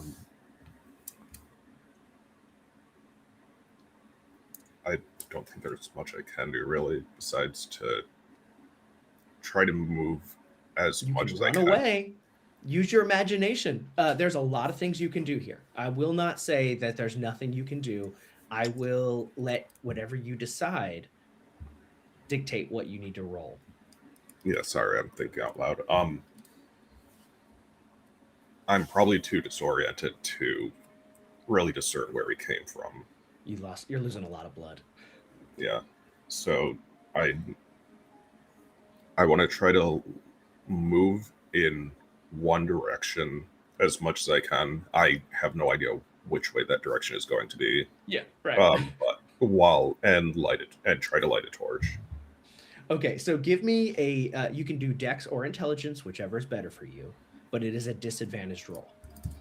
Okay, and what does it need to? What do I need to make? You just tell me what you get.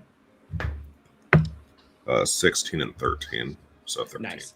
So you're running and you find yourself over by the you're running in the dark and you find yourself over by the human-sized cage with the skeletons, and they're reaching out at you. They're not quite close enough to get you, but you see like the jewels that are growing, these growths that are coming out of their bones.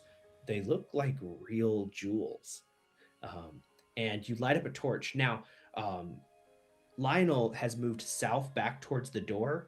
Lionel is still in the darkness, but you can see there's light up there. You can see like there's somebody who's holding a torch up into the room itself. The rest of you are in the torchlight. Aethys, what are you going to do? You see 4 I'm going to swing again. Yeah, one of them is in that circular room in the back, and he's shooting a bow. The rest of them the other 3 are crawling on you guys, trying to attack you. I'm not going to push it away from the party. I'm going to just go for one of the guys in the immediate room. Yep. So we'll see what happens this time. That's a 17 to hit. No more disadvantage. Is that right? Okay. Not a disadvantage anymore. Yeah. Yeah. Good. Okay. And damage. Oh, that's a 9. Nice. What kind of weapon do you have? Bastard sword, but I'm holding it two-handed. Right. You just bring the bastard sword down over the top of this little lizard man, and you cut off one of its arms, and it sprays its little ichor blood. It looks like a dark bluish purple color. Sprays it out. It spins around and boom, falls to the ground. And it's going to go to Lionel. All right. So right now, can I move within sight range of the light so that I don't have disadvantage on whatever I do? You take your movement and you run up the hallway into that room. Just enough so that I can get visual, visuals on the particular room. Okay. And are there any enemies near me in my current position? These little guys. All right. 2 little guys. Yeah. And then there's one in the room far off to your left there.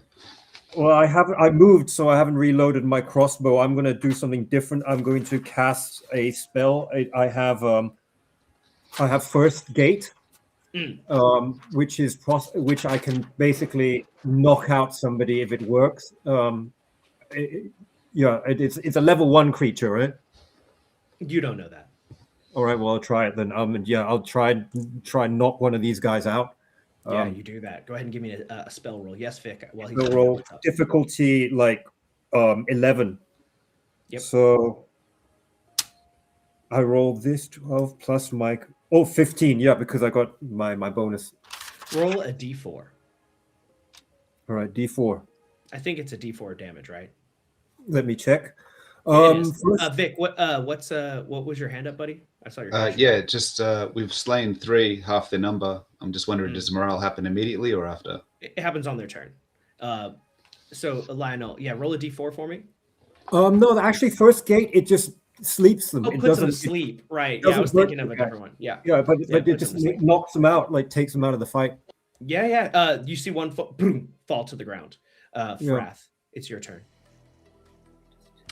I'm gonna try again with another stab at the one near me. There's a 15 to hit for 4 damage. Nice. So you have a dagger, right? You see one kind of just spin a little bit right next to you, as a greenish bit of smoke flies past you, swirls around the creature. He kind of spins a little bit and then boom, falls to the ground. As his little kobold buddy looks over and sees his friend fall, you take advantage of that moment and you stab the dagger into its skull at the base of its neck, and at the base of its skull, at the top of its neck, and the blade shoots out under his chin. You pull it out and it falls. With that, the one remaining kobold runs into the wall, into a hole in the wall. It looks like a mole-sized hole. It just kind of burrows down and digs into the walls and flees. You guys get 1 XP. You have found no treasure. The skeletons. Are the skeletons still moving in that cage? They are, and you can see like they're covered in like these gems that are just growing from the bones themselves. Using the tip of my bastard sword, am I able to maybe like poke in there and try to knock any to the ground? You can try. That's what I try. Okay. We have 5 gifted super chat from My Ear Trumpet. In the cage with the skeletons, there's apparently a common holy symbol of Madeira the Covenant discarded on the floor. Oh, I like this. So that's what I'm actually trying to get with my sword. Okay, yeah, I like this. It is a holy symbol of Madeira the Covenant. This I think could be, even though it is fake dollars, fake Australian dollars. Digi dollars. Yeah. I feel like this is a legit magic item. This is going to be something. So it's going to be a common magic item. Now, Meth BS, I don't know if you have the rulebook handy, but there is a table in the book, and I'll tell you exactly what page it's on. It's for rolling magic items that have they're called, let's see, what is it called? I want you to make a mundane item for me. It's of this it's a symbol, and it's going to have some effects. You can if you have it with you and you want to roll it up, you can gift Madeira. The one lawful person is going to gift Madeira this item that only works for followers of Madeira. So algorithmed in, love it. Hope you guys enjoy. Thank you, UK Monsoon, for joining us. We're having a good time. We're just playing Shadowdark. We're allowing our viewers to mess with our players, and honestly, they're being so generous. They're just like, here's an advantage, here's a magic item, and I'm over here. If I was a viewer, I'd be like, here's disadvantage. I'm sending monsters against you. But no, we have very kind viewers here. So we are at the halfway mark. So as you're trying to like reach in and pry this magic item out, we are going to take a break. I know we need to like stretch, use the restroom, and we will be back in about 5 minutes. I will pause the timer so that way it's not going to affect. Yeah, so that way it doesn't affect our torch timer. That would be really unfair. And yeah, we'll be back in just a moment, guys. Thanks for watching.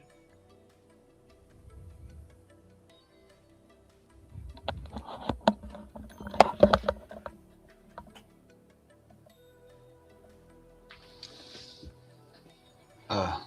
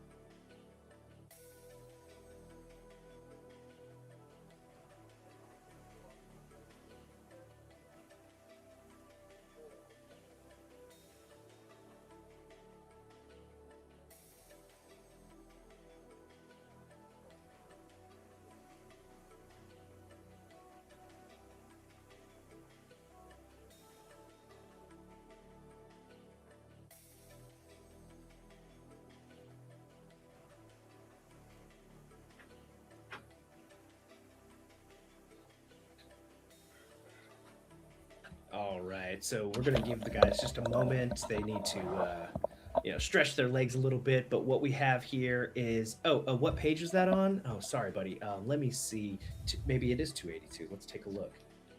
That might be right. Sorry, Meth. I looked at it and I forgot to say the actual page. It looks like I think it is 282 because I'm in that magic section. Yeah, mundane items 278. And then from there you can kind of like get some direct some explanations about what everything looks like, and then it breaks down into like what these things actually do after that in the pages that follow. So yeah, if you Mr. Ribs, dude, thank you for stopping by. I really appreciate it. Yeah, I really appreciate it. Condor, dude, thanks for coming by, man. I'm not sure what you mean by noted, but thanks for coming in, man. It's always appreciated you stopping by and saying hey to the boys. I know they need any support they can get because I am trying to kill them, and I'm really close to killing one of the fighters. He's got 1 hit point left. I think Frath has a couple of hit points left. It's not many. And so, yeah, we're just having a good time over here, just torturing these dudes. So anything we can do to either help or hinder them, I'm here for it, right? So I hope your games are going well, Steven. About the break is why I said noted. Oh yeah, gotta stretch the legs. Yeah, they are, man. They're trying their best. We have Frath, are you the caller? Because I feel like you're the caller. Everything, like you're the one who's kind of leading the group right now. So Kind of. Sure. yeah, I've appointed you that, and then I know Lionel is mapping right now, and so like he's kind of trying to hide in the back and keep himself alive. I can tell you guys have barely scratched. Dude, mega dungeons are so awesome because if you spend a couple hours, you have so much material for weeks on end. And the players who were here yesterday, they were here too. They were in this place too.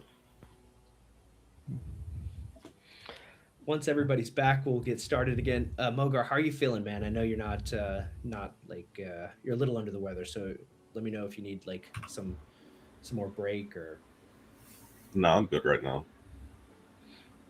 Is the medicine working? Not yet, but I just started it today. Oh yeah, it's gonna take a little time. Yeah. I have a coffee and a water. It's still bright and early here in Beijing, so Mike, I don't remember. We're using training time to level up, right? yeah. We're gonna use Okay. the 1E rules of we're grading you guys based upon the decisions role playing that you make, and that will apply to your training costs. Unlike AD&D, it's much cheaper in Shadowdark to level up. Just 1 XP for every XP you need to get to the next level. So from levels 1 to 2, it's just 10 XP. If you get a rank 1 grade, then it's only 10 gold. If you get a rank 2, it's 20 gold and 2 weeks of training. And since we're using 1-on-1 time, you will be using different PCs. Frath, this is so Pogo, this is your only PC in this world, right? So far, yeah. So far, yeah. And Lionel, this is his second. This is Joe's second guy. Vic, you have 2.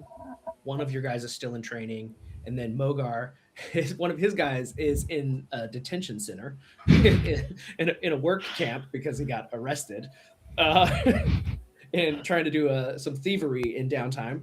Didn't work out for him, but that's okay. Next time, I bet you'll get it. You'll do just fine, man. You'll learn from the recidivism. It's just like he's going right back to jail. Oh man, that's great. Okay, so I think we're ready to get back into it. You're reaching in with your bastard sword, and you're trying to get this symbol of Madeira. The skeletons are reaching out their bony hands at you, and you're trying to like reach. You pull the holy symbol all the way up to the cage, and it is too big to get through the grating of the cage. Okay. How big are the grates? I mean, we're talking like just a couple inches. Like you could like hook your blade in there, and I mean, like they're getting their bony little fingers out trying to grab at you, but they can't reach you, and you can't really reach the treasure inside.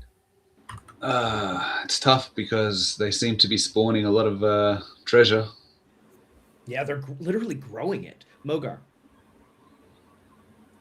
I see your voice thing is moving. Are you trying to say something about it? You're okay. Yeah, no, it's all good, buddy. I love the art, Mogar, by the way.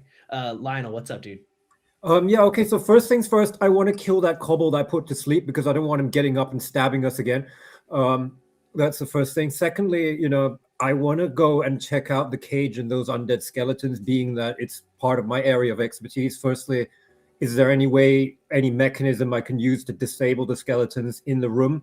Or otherwise, if not, what can I observe from these skeletons based on my knowledge?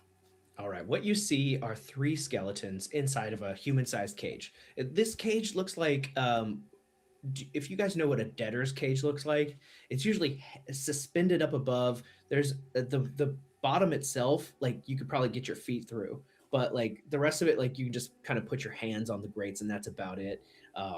But this is not suspended; it is set onto the ground, and so therefore the only way in and out of this cage is through the door, which is locked shut. There's a lock on it.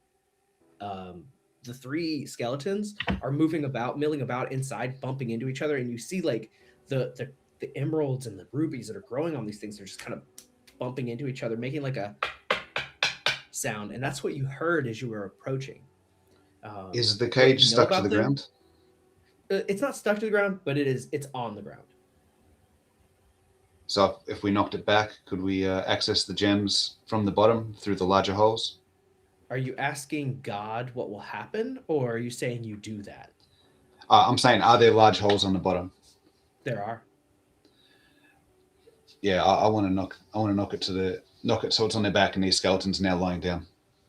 All right, so you topple this thing over. As you do, it smashes to the ground, triggering a random monster check because it was really loud. The sound of the metal hitting the ground, it echoes through the chambers here, and we're good. Everything's fine. It's now turned over on its side, and the skeletons are they're kind of like trying to roll around and like figure out what to do, and now they can reach down to the bottom of the cage, and then some of them are still like trying to get at the door. I'm still trying to get that item that I can see my god's emblem on. All right. As you get a little closer, go ahead and give me a dexterity roll. I just want to see how nimble you are. 15. 15. You are able to hook the item onto your blade and you pull it out. As you do, one of the skeletons is able to like slash out at you. It grabs it misses you. It grabs the emblem and it pulls it off the edge of the blade and it just holds it, dangling it in front of you. Yes, Lionel.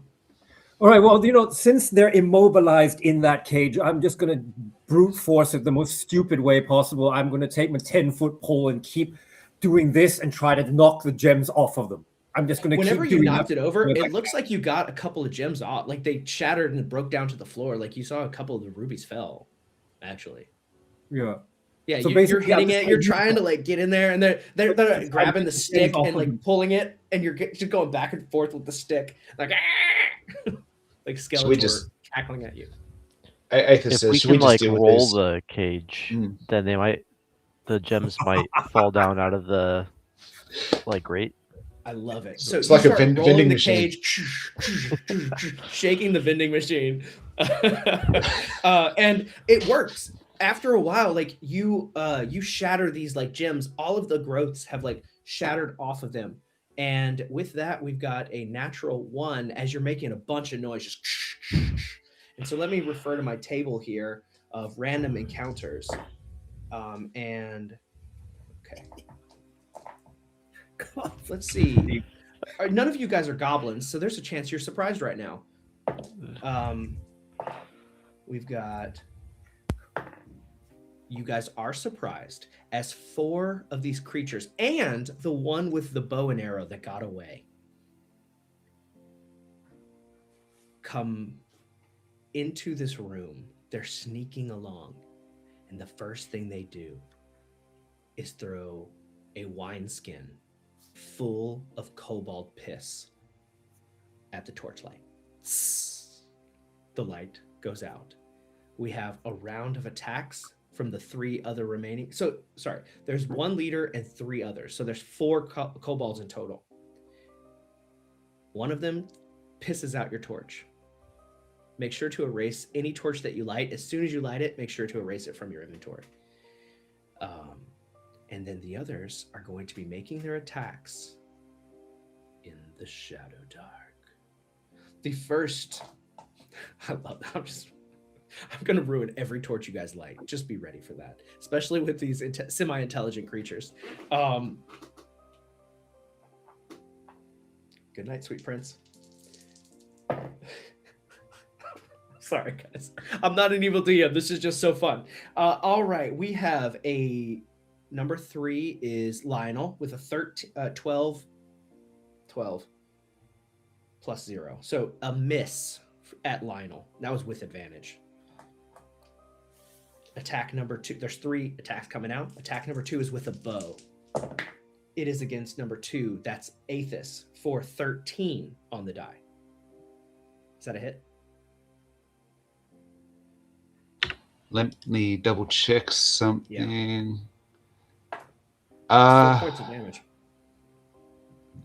I think that is a hit because I was saying that I had my bastard sword 2-handed, so I lose one of the ACs. So yeah, that's a hit. You take 4 points of piercing damage as the arrow goes through your abdomen. You feel it pierce your bladder, and some of your own piss begins to leak out, but it's mixed with blood, and it starts to spray and run down your leg. And then there's one more attack with a blade going out. Did I do 3 or 2? You did 2. You got one more. 2. And then one. One guy threw piss, so he won't be attacking this turn. But he did his job. This is against number 4. This is Frath. Bro, I got a 13 on the die. That's going to be a hit. And it's a d6 of damage. Good night, sweet prince. It's 2 points of damage. Barely alive. No! 1 hit point left. BS, dude. Really? Come on, man. I thought you said you weren't an evil DM. I have been nicking and cutting and scraping you over and over. That was a surprise round, by the way, ladies. Guess what? Let's roll for initiative. Oh, come on.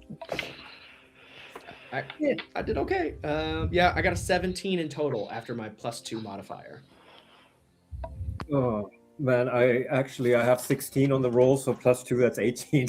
Oh, okay. Okay. Lionel's up 16 with no +2. first. Yep. All right, Lionel. Anybody beat Lionel? No, I got 17. Lionel, you have 2 rounds left with your skeleton. Oh, no. You guys were rolling it around. Your skeleton dissolved.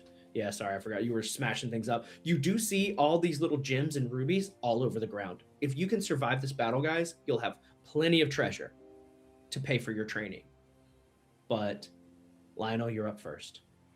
Well, first things first, I need light, so that's what I have to do. I happen to have 1 torch left, and I will, I'll risk my life on lighting it because otherwise we're doomed. Yeah, so that's what I will do. Doomed, certainly. Go ahead and roll a disadvantaged intelligence or dexterity check according to the rules. You can choose which one you Right.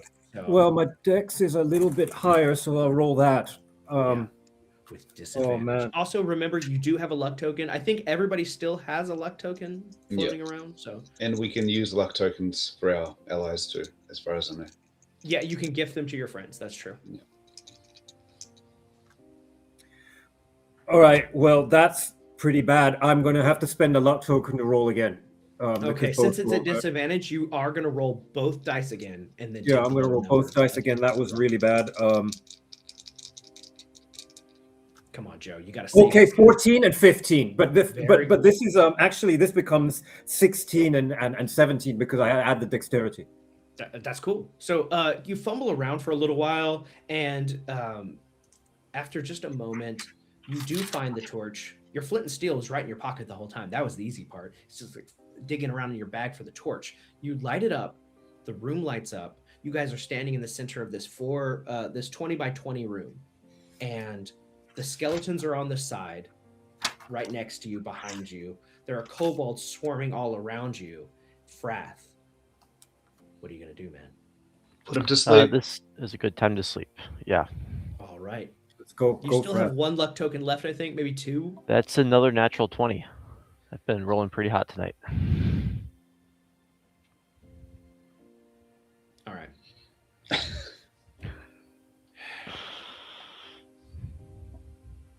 Okay.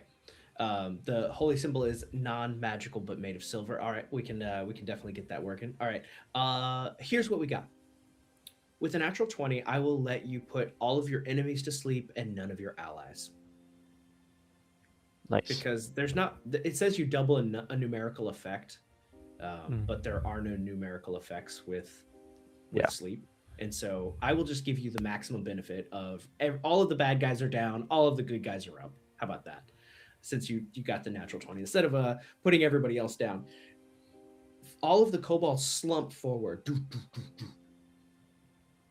This is a random encounter. There's a chance they have treasure as well. They do have treasure. There are gems all over the floor. There's a holy symbol with silver, made of pure silver, a symbol to the god Madeira. Inside the cage, the skeletons are just holding it, taunting you, not letting you have it.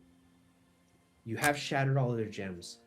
And how about this? Let's have Lionel roll a D100 to see what the treasure is that these kobolds were also carrying. All right. This is the new group that just came in, right? Yeah, they actually were carrying some kind of treasure with them. So go All ahead. right. Well, let's do this. D100. Let's go. I have. Oh, what the hell is this? I have 69. Nice. That's 2 off from 67, but never mind. Yeah, no, we're not doing that one today. Okay, so they're carrying these little miniature warhammers that are fit for tiny lizard man hands, and they're finely crafted. It's really strange. It's almost like maybe a goblin made them, and these lizard people got a hold of them. But they could sell these 2 warhammers. They each take up a slot because they're miniature, so each of them takes 1 slot. Not the warhammers usually take bigger, I think, because they're large weapons. This one, They're smaller, so each of them is 1 slot. But if you sold them maybe to a halfling or a goblin, you might get a pretty good price for them. Okay. Everybody gets a total of 1 XP for the kobolds, 1 XP for the little Warhammer collection, the miniature Warhammers, and 1 XP for the rubies, emeralds, and gems that are on the ground. There are several of them. They're cracked and broken, so their real value is a lot of it is lost in the fracturing of the gems, but you are able to come away with 20 gold worth of tiny pieces of emeralds and rubies and other sorts of diamonds and gems. You guys should have enough XP to level up if you can. Well, yeah, you also have to sell your Warhammers too, because right now you don't have enough gold to level up. But yeah, you guys are doing okay. You've got enough XP. Now we just need enough treasure to pay for it.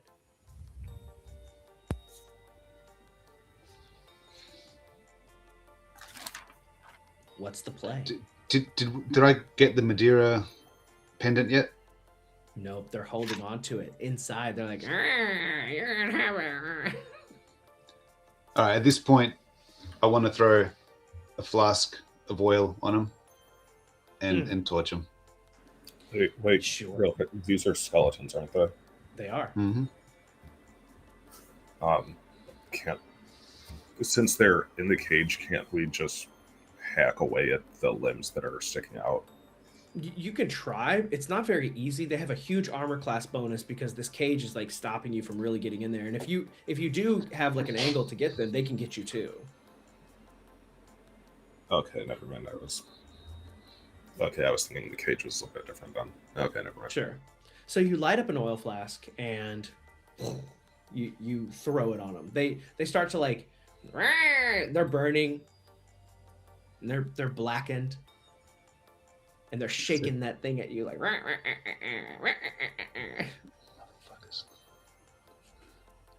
They take the symbol and they spit on it. Skeletons, that's it? Oh, these guys are great. They're having so much fun.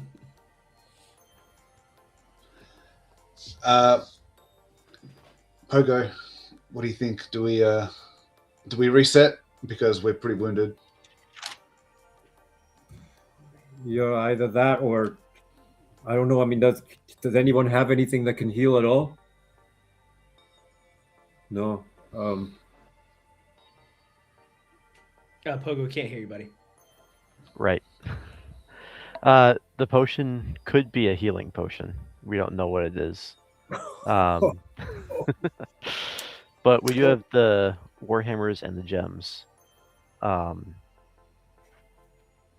don't know. I've got enough XP to level up. I assume you guys do too. You'll need to train for Once a week once we sell. if you get good grades. Yeah. Yeah. I say we take it and go, unless you don't think that these are going to sell for enough to pay for training. Yeah, I don't think we're going to be effective moving forward. All right. In our current state. All right, then I say we get out of here then. I wonder if any lessons are learned today. What are the lessons we're taking away from this? Bring Yes, us there. Yes, Lionel. Yeah, sorry, just one more thing. I just want to check. Wait, after you throw the flask of oil on those skeletons, right? What happened to them? Did they stop moving, or what happens now? No, They just turned black. they got charred up. They're charred bones now. But they're still moving and everything. Oh yeah. Is the symbol of Madeira still in that guy's hand, or? Yeah, he's just like spitting on it. He's like rubbing it all over where his coccyx bones is, where his ass used to be. And you can't cut his hand off or anything, right? You can open the cage and deal No, with but it. I don't want to risk another fight. But then okay, this is what I'm going to do. Since we're going to leave, I'm going to try and do something weird. I'm going to have somebody who has a sword, like one of you, the fighters, come up right, and I'm just thinking that this guy, just when he drops his arm, chop it off. and then I'm going to try and first gate this undead dude to knock him out so that his arm falls limp and chop out his arm to take the medal. None of that works, but you do spend a lot of time trying to make that work. But no, none of that works. It doesn't Oh, work. fuck. Okay. Okay. None of those things happen. You tried your best, though. Okay. Yeah, let's never get mind. out of here then. All right. You backtrack through the way you came, which is one room. You guys got one room. You backtrack down, and oh, Michael's here. Hey, buddy. Dude, good to see you. Condor, hey, man, take care of yourself. Be safe. Thank you for stopping by. We really appreciate you. The guys really need some support, but I think that he's right. There is a lesson in here. It's do, don't ask. I think that it's very important that you guys figure that one out, because I don't want to be the DM that's always here's everything behind the curtain. Here you go. You asked the question. Here's the God answer. Yeah, God's not going to be there for you in that way to reveal the truth. So you back out, and you see Torin stops at the stairs. So I guess this is goodbye. Should have used your dagger to be better. Oh, please. I don't really say that. I really tried. I really tried, Aethys. I swear. I didn't want to let you down. Would you guys mind leaving some food for me? Maybe, or a torch or two, because when the lights go out, the monsters come. Just walking out, pushing past. Mogar leaves. I'll Please. give her one ration. Just to Okay. free up She an looks at inventory the bag of nuts you hand her. She's like, this is something. Any light? Can you give me a lamp? I or don't have some any. oil? You don't have any light? Would one of you be willing to give me your wardstone? No. Wardstone, we don't have any more. We were looking for them, I can tell you, but we don't have any to spare. However, We only went in one room. I mean, I feel like there's probably a lot of wardstones. If we could just if you guys don't abandon me to die down here, please. You'll be fine. I mean, think I like, just will. stay close to the entrance. I'm sure some more people will come down. I mean, that would probably work. But you know what? I mean, if you survive long enough, we come back next time. Let's go for another round. Lionel and Frath leave. No, actually, I have more rations. I can actually give her one ration. Okay. You got to you be do that. alive to eat.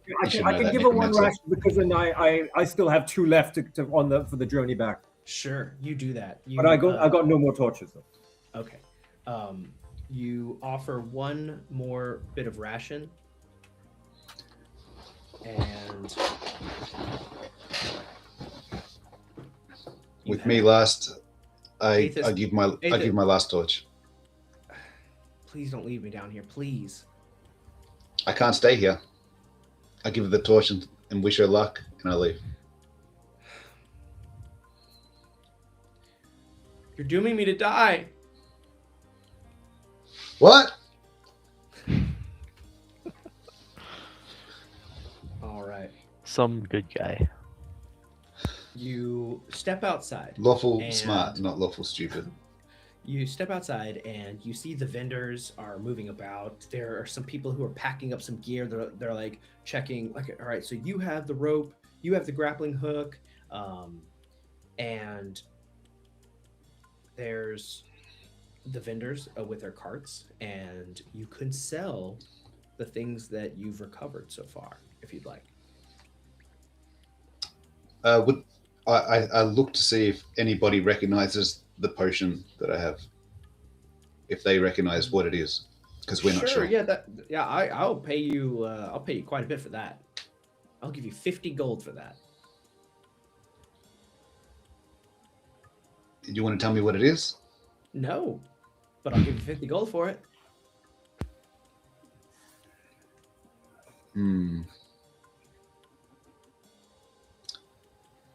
Well, it's useless. Well, it might not be useless, but it doesn't Not do much for me useless. if I don't know what I'm saying. I don't know. I'm gonna hold on to that. Okay, all right, thanks for the appraisal. All right. Okay. 55 gold.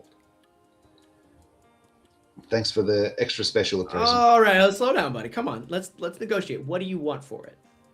I want to know what it is before I sell it. All right, you could pay me to tell you what it is, because I don't get anything from it if you know what it is and I just give you an answer. You can give me the Yeah, and I can walk away with it in my pocket too. All right.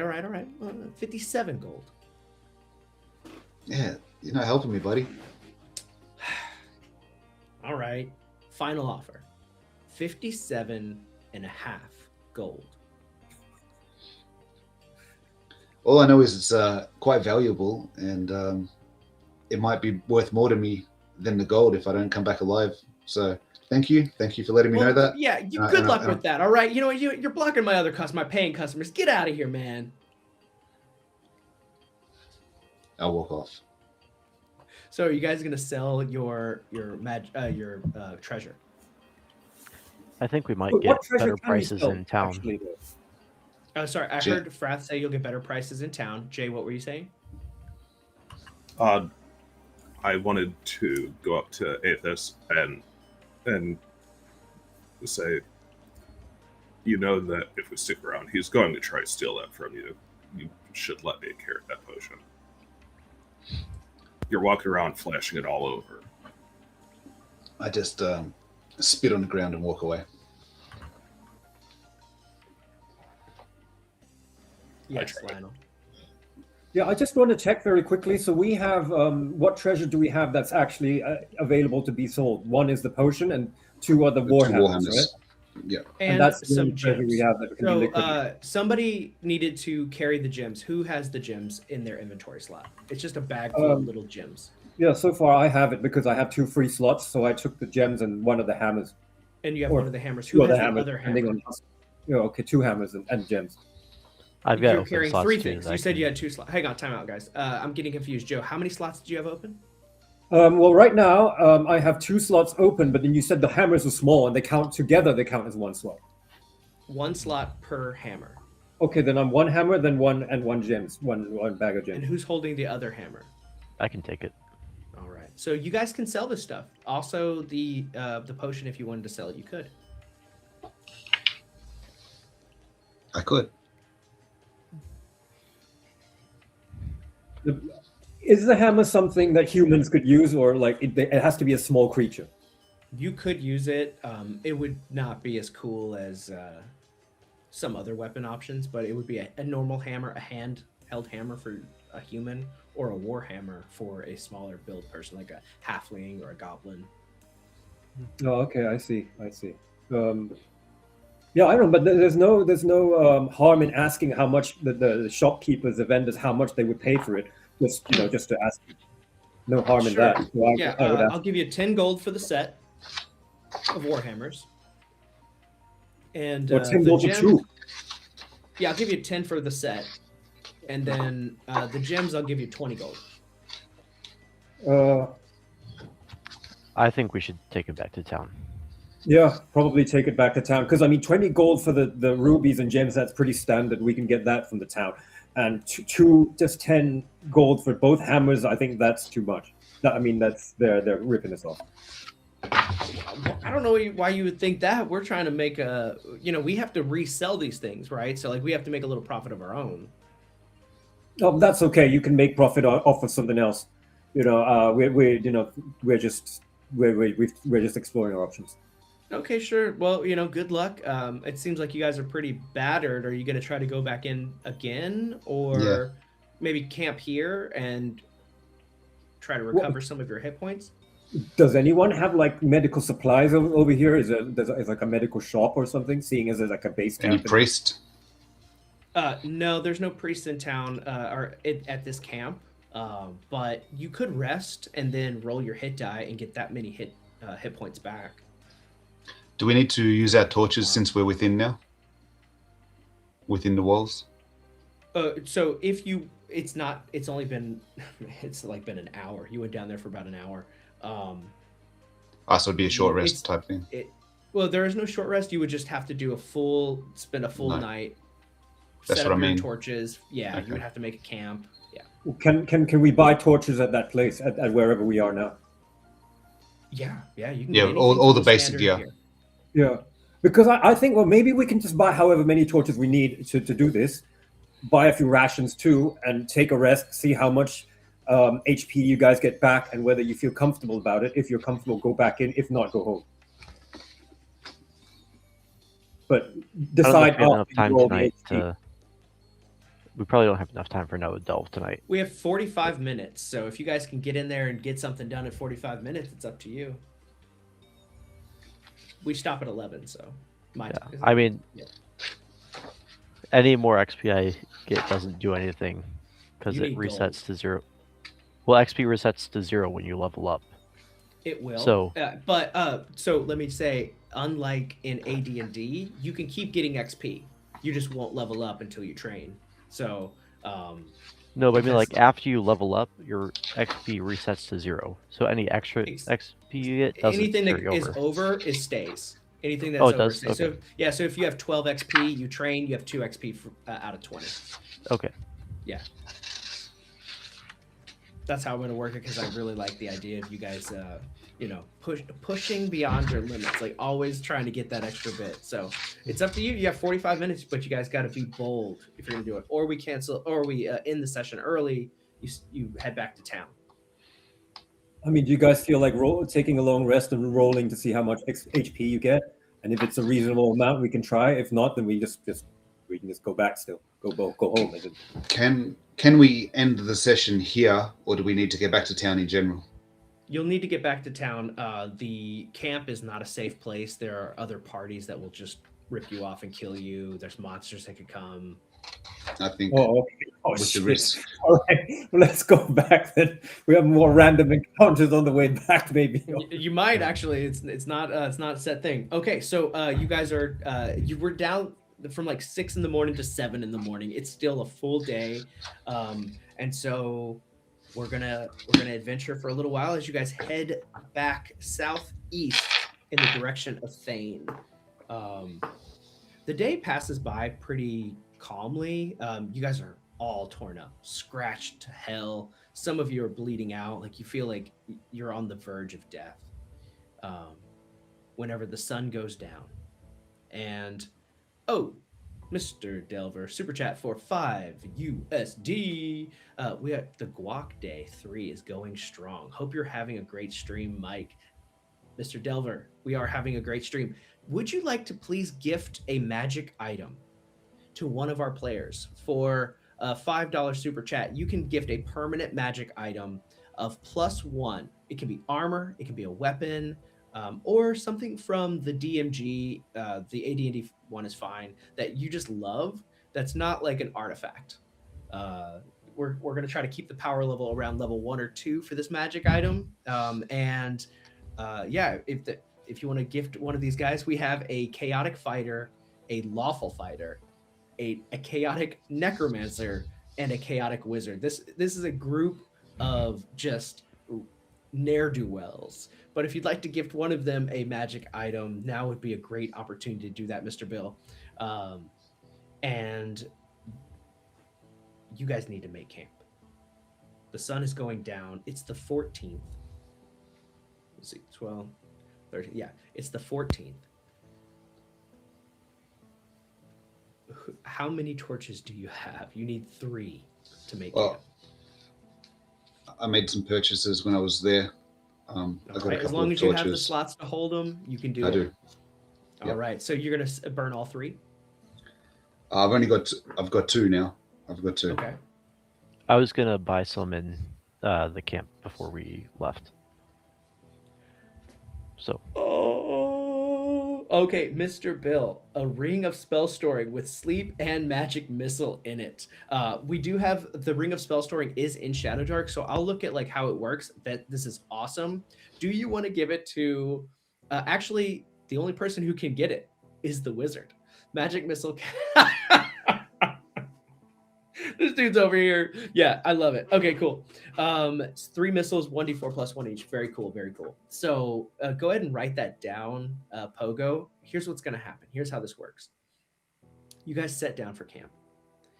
And Vic lights 2 of the torches. We need 1 more for the campfire. All right, Frath blades up the other. As you're digging out a pit, you notice a little twinkle, a little sparkle in the dirt. You quickly snatch it up. You blow the dirt off of it. Oh, let's see. That might be true. Let's see. That might be true in Shadowdark as well. I have to double check real quick. That ring is in this book. I know for a fact it is because I was looking through. Is there someone in particular you want to give it to? Ring of... I saw it in here, didn't I? Ring of... It's not in here, but it doesn't matter because we know how the spell works. We know how the ring works. Is there anybody you want to give it to in particular? I hate when I'm digging in my pit and I twinkle. Yeah. So, do you want to give it to one of the players in particular? Maybe a lawful or chaotic character. You decide. It doesn't have to necessarily go to Frath because you're right. Anybody could probably just You should give it to me anyways. We should give it to you anyway because you're a wizard. Okay. You're making camp. I noticed I rolled up a couple random encounters on your way back to town. And everything's fine. You're safe. So, Lionel, you get 3 hit points back. Frath, you get 3 hit points back. Aethys gets 7 hit points back. And Mogar gets 4 hit points back. Any spells that were lost, I don't think we lost any spells. The next morning, it is the morning of I think we're at the 15th now. I'll have to double check the calendar. Yeah. It's the morning of the 15th. You guys are still a day's journey away. You're heading south. Now, you know this is the territory where you encountered those bone skeleton dogs. And you saw the burned camp.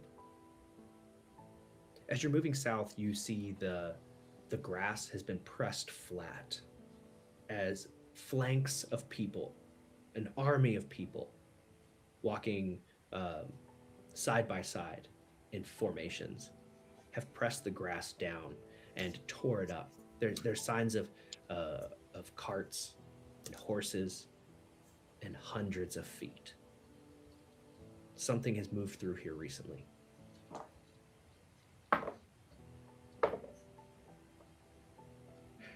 And I need you to roll a D100.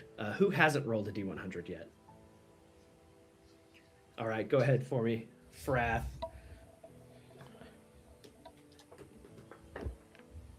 55. 55, very cool.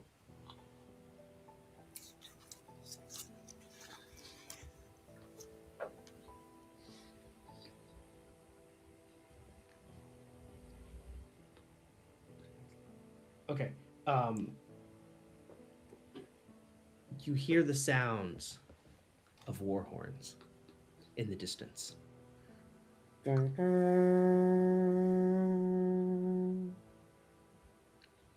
hear the trotting of horses.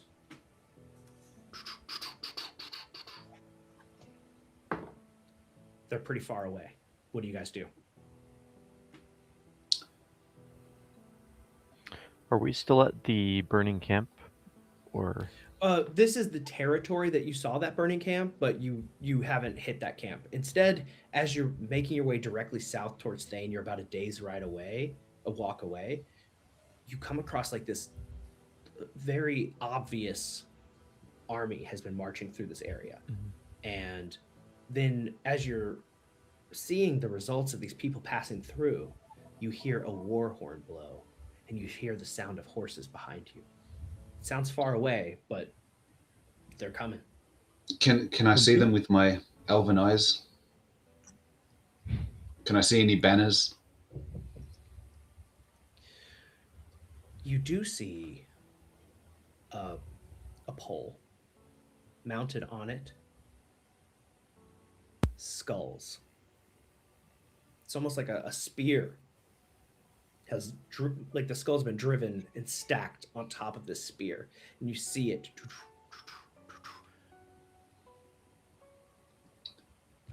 There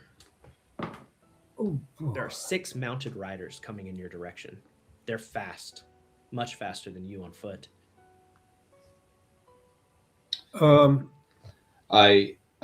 You go. Yeah, I just want to check with the logistics quickly. So we're heading back to south towards the city, which is here. Those guys are coming right from behind us, right? The Yeah. army. Yeah, they're running on their horse. Okay, well, 6 mounted riders. Yes, Vic. I did buy some more caltrops in town. I'm going to drop them, scatter them in our immediate area, and start and tell the guys we need to get out of here, and start pushing towards town, hoping that I can maybe dismount them. Frath, what do you want to do, man? Yeah, I agree. And if we can kind of stick to some like more overgrown areas, that'd probably be better. Yeah. Wait, Moga. You look back and you see the skulls on the spear, and you recognize immediately this is one of the warlords from the mountains to the west. Orc clan.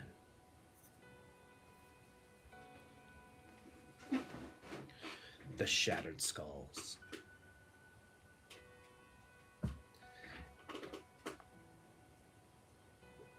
It seems that they're expanding their territory. Their horses ride quickly. Caltrops do nothing. The 6 mounted riders circle, and in the orc tongue, the chieftain of this Shattered Skull clan speaks up.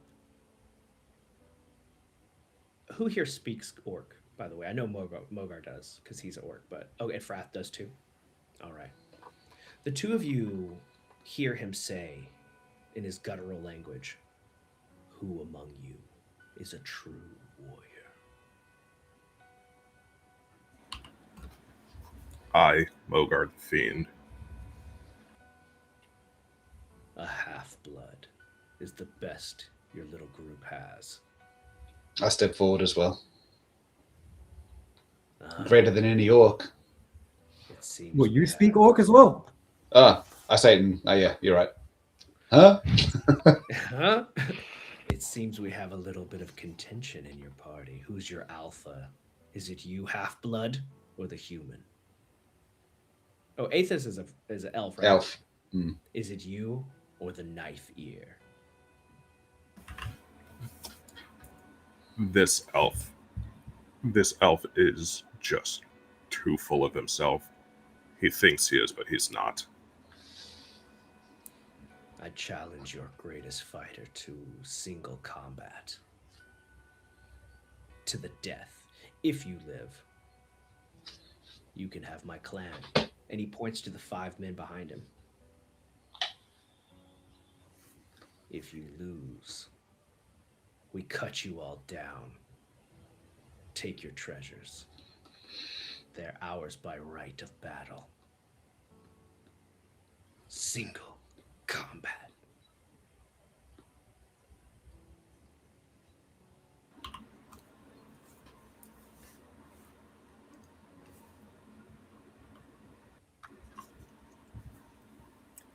I can't hear you. Yeah, sorry. There's... Thinking. Is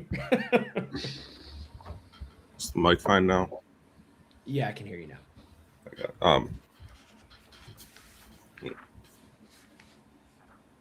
Today, either all of us will die or all of you will die. I take the... Ha! Coward! You besmirch the orc blood that runs through your veins. If you wish to be beaten, we will destroy you. I wanted to give you a chance to bring honor to Ramlat, but it seems you've abandoned the old ways. I mean, I did say I take the challenge. You said that if he won, then all of us were going to die. Yes. But if I win, all of you die. Oh, you don't want to take his you don't want to become chief of the Shattered Skull clan and take on an army of 5 men? Well, to give it away, I was going to just lie to him. Oh, I see. Okay, I got you. Okay. All right. So you accept single combat? But I'm saying that I am. All right. You have 5 hit points, right? Yeah. The horsed He riders. got his hit they points make- back, didn't he? No, I was down to 1. I got up to 5. So the horsed riders, they make a circle around you. The orc chieftain, Gruel, steps off of his mount. He slams his chest. Come face your doom, coward.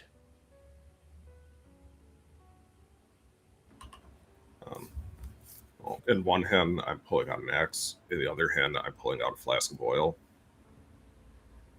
Okay. We're going to roll for initiative. And I'm going to raise the flask of oil above my head as well. The axe in one hand, flask of oil right above my head so that everyone can see. Hopefully someone gets the point. Well, I don't do great on my roll. 15. I got an 8. All right. You guys are circle each other, weapons in hand. You're able to act first. What do you do?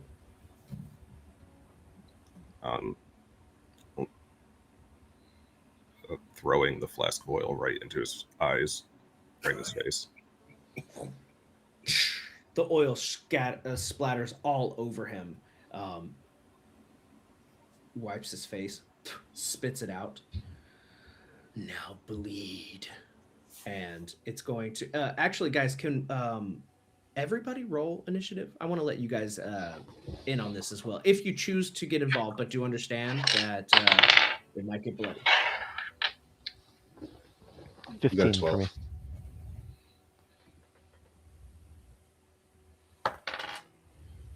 16.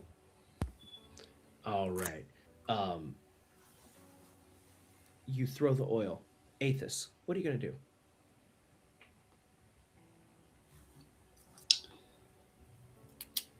I'm watching on. All Nothing right, involved.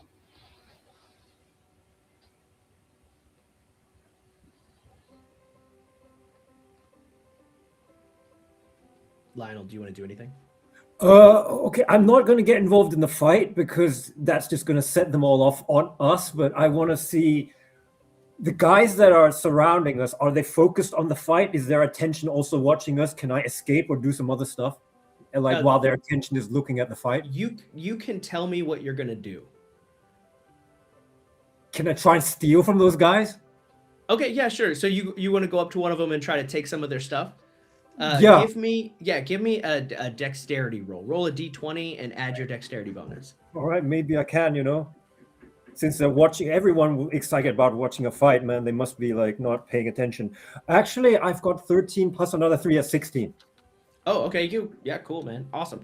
You reach into, you back up and you bump into one of the horses and you're, whoa, whoa. And the horse kind of kicks up a little bit. And as he does, you reach into the saddlebag, you pull your hand out, and you find 3 rations. Okay. All right. Frath. I'm gonna use my dagger and try to just reflect light into the orc's eyes right at the key moment for Mogar to I get like him. that. Very I like nice. that. Okay, so what we'll do is we'll give Mogar advantage on his next attack if he lives through. How about this? He'll have disadvantage. You'll give Gruel disadvantage on his next attack because the light's gonna affect him, and so he's gonna swing, and as he does, the light right into his eye. I like that. Oh man, that sucks. With a +1, it's a 7. He swings and misses. He's blinking for a second, and then it's Mogar's turn. Okay. I'm probably not going to be able to both light a torch and stick it in his face in one turn, am I? I think so. Sure, yeah. Okay. Well, since I said it, that's what I'm going to try to do anyway. Yeah, go for it. Uh, Dexterity or intelligence with a 12. 18. 18. You light up the torch, and he erupts in flame. Aethys, what are you going to do?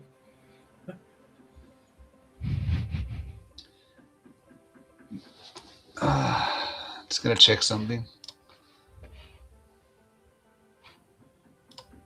Where is it there? I honestly have no idea who they're talking about. Like, oh, she'll see it later. She'll watch the replay. I don't know what you're talking about. No, I'm not doing anything. I'm still watching on. All right, they've you do agreed. that. They've agreed to single combat, and Yeah, as a lawful he's character, lit on fire. Yeah. Lionel, you snatch some food. All right. Yeah. Never mind. I do this, but then the guy is on fire, right? I mean, Oh yeah. what else can I do here? I mean, I can't intervene in the fight directly, but shit. Are there any dead bodies around that I can animate? I don't know. No. No. Okay.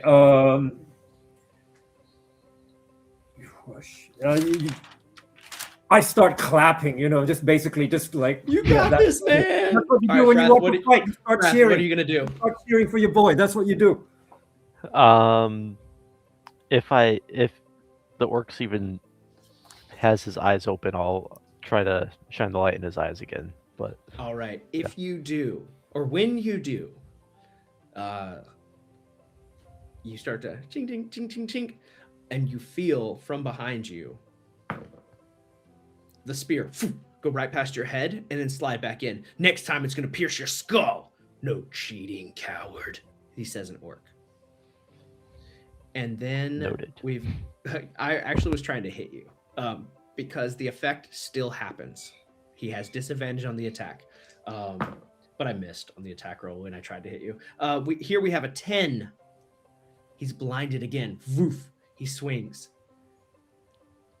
Mogar, it's your turn. Oh, and he also is burning.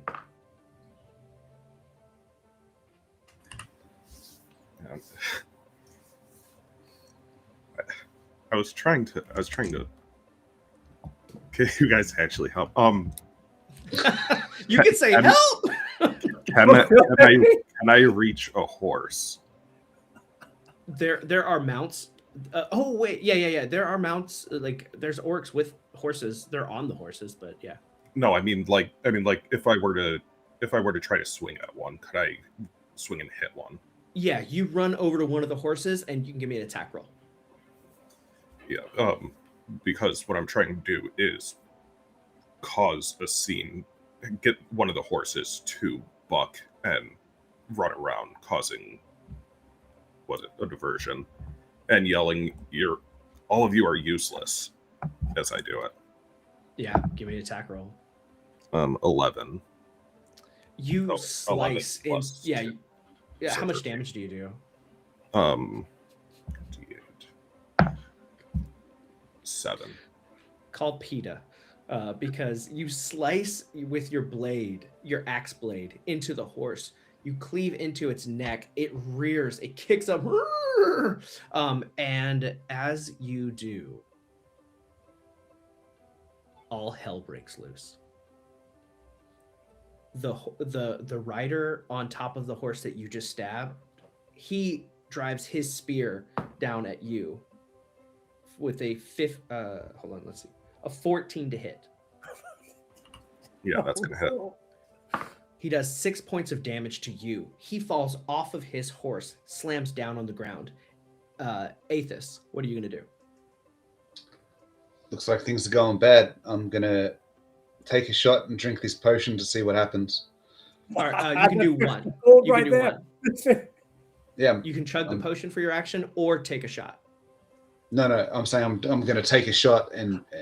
I see. Yeah. You're gonna just see what it does. Yeah. Okay. You Mhm. drink. I need you to set a timer, a dice timer for a D10. You have 10 rounds. As you and everything you're holding turns invisible. It's actually you get 10 rounds. I just need you to set the timer so every turn just drop it down by like 1 increment is what I mean. Okay. So you have 10 All right. turns. You are And with that, invisible. I'm heading back to town.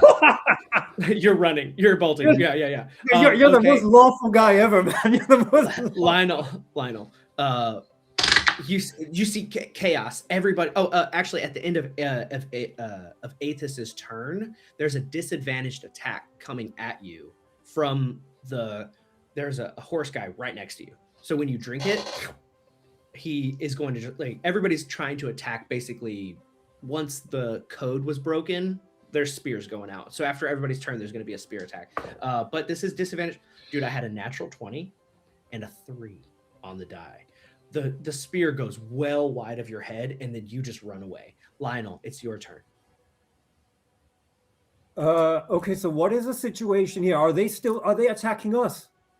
Oh yeah, because the one-on-one was compromised by Mogar. Okay, so okay. It was one-on-one. Everybody else was witnessing. Witness me. Right. No, this is not ideal. That horse, is it dead? The one that got hit? It is reeling and kicking and like ran away. It ran away. Its Okay, rider is on the ground. What about the guy who's burning? How close to death does he look? There's no way you could possibly know that. Not even with my sense death as a necromancer, I can like kind of see this. No, I don't think it tells you that. Oh, okay. Because all right, never mind. So let me think.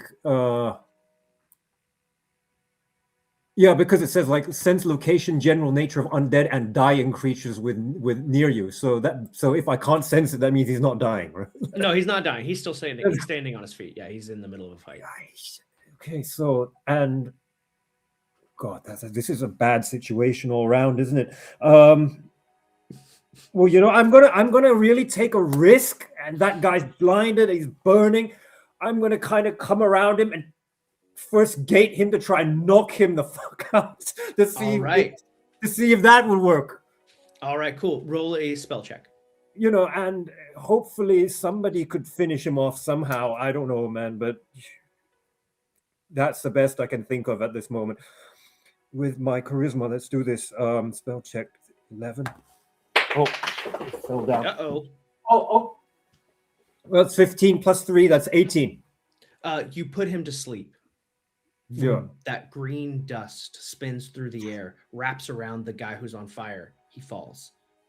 At the end of your turn, an attack goes out at you. 17 on the die.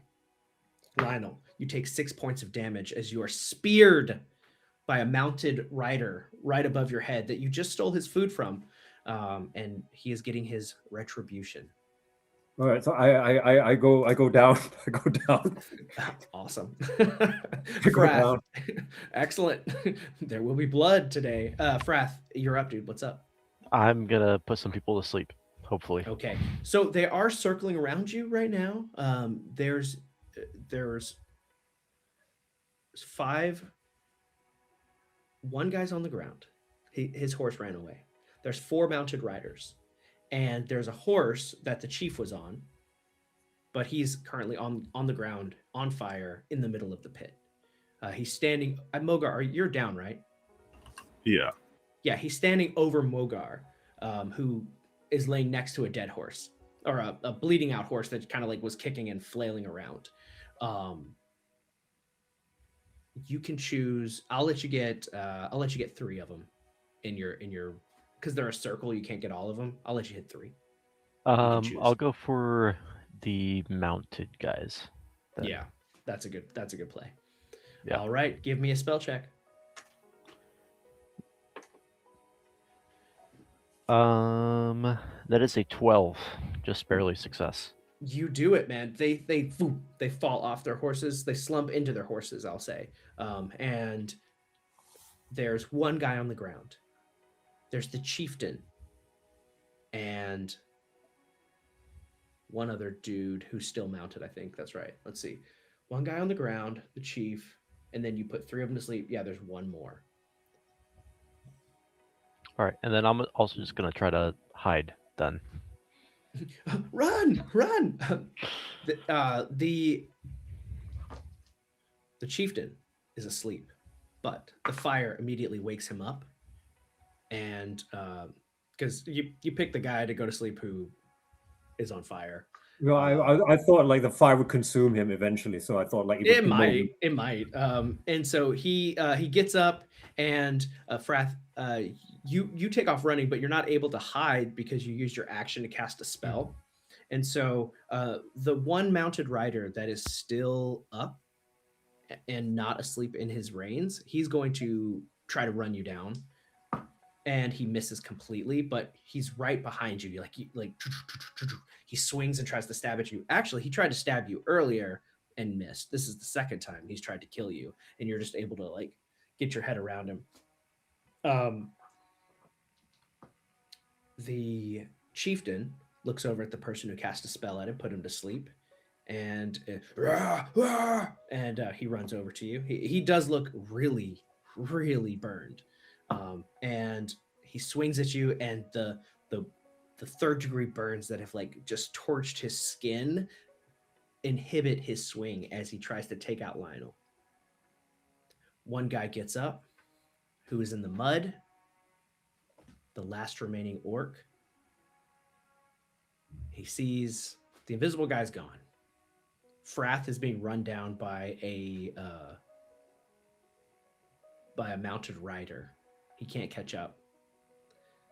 Lionel's still there though, and so he takes his spear, gets the mud out of his eyes, and he charges. That's a 19 on the die. We've got 5 points of damage as you're lifted. Wait, you're already dead, right? You're dying, right? Yeah, I'm down. I'm down. He stabs into you. You're going to take 1 off of your death timer. Whatever you roll later, you're going to take 1 off it. He stabs into you to try to like finish the job. Now, Mogar, it's your turn. I need you to make a roll your death timer. That's 1d4 plus con mod, right? Yes. Okay, so that is 6. Jeez, bro. That's really good. Okay, and then now I need you to roll a d20. 12. Okay. Aethys, you're running away. You're just heading back to town. Lionel, I need you to roll a d6 for your death timer, but then add your con and then -1. Okay, so my constitution modifier, that's 2. So I got 5 plus 2, that's 7, -1, that's 6. Yeah, so you have 6 turns. Go ahead and roll a d20 for me. D20. Yeah, I got like 10. 10. Okay. Frath, you are running. This horse is right behind you. What are you gonna do? I'm gonna cast Charm Person on the orc. roll a d20 for me. A 16. 16. For the next 4 days, your magical spell has made this orc stop, reconsider. He doesn't want to hurt you. You're a good guy. You speak his language. You've taken the time to learn his culture. He respects that from a foreigner. And you know what? You're not so bad. He puts his spear down. I'm sorry, he says. I respect you as a warrior. I'll overlook it. You can hop up on my horse. Do you want to go somewhere? Mind if I join your clan? Of course. Yeah. You are a member of the clan. You always will be. Just because you look different doesn't mean you can't be. Sweet. To the Shattered Skulls. And he lifts you up and puts you onto his horse. Back at the fight, we have the boss finally succumbs to the flames. He's trying to like pat himself out. The epidermis is just too scarred and too burnt and too ruined. He falls down to the mud, spits out a bit of blood on Mogar. This could have been a clean battle. and falls and dies. There's one orc left over there, and he says, standing over all of the bodies, so I am now the clan chief of the Shattered Skulls. And he drives a spear into Mogar's body to prove a point. And you're going to reduce your death timer by 1. And then it's going to go to Mogar's turn. And we're going to quickly resolve some death timers. So Mogar, roll a d20. 13. All right. Lionel, roll a d20. And I hope you guys are tracking how many you have left. Okay, help me out here. 17. Okay, Mogar again. 18. Lionel.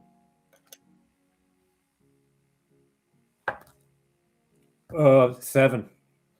Mogar, how many rolls do you have left? 3. Go ahead and roll all 3 of them. Just do it like that.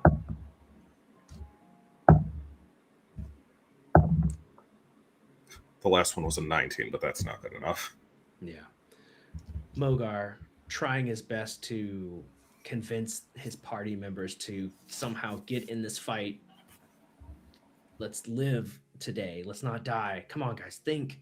He tries everything. He tries to throw the oil on the chief. He tries to scare the animals, cause chaos. It does. But his plot just doesn't work out. He dies face down in the mud. Ramlat, scoffing, denying him access into Valhalla forever in purgatory. Lionel, how many rolls do you have left? I have 3 left. All right, go ahead and roll them out.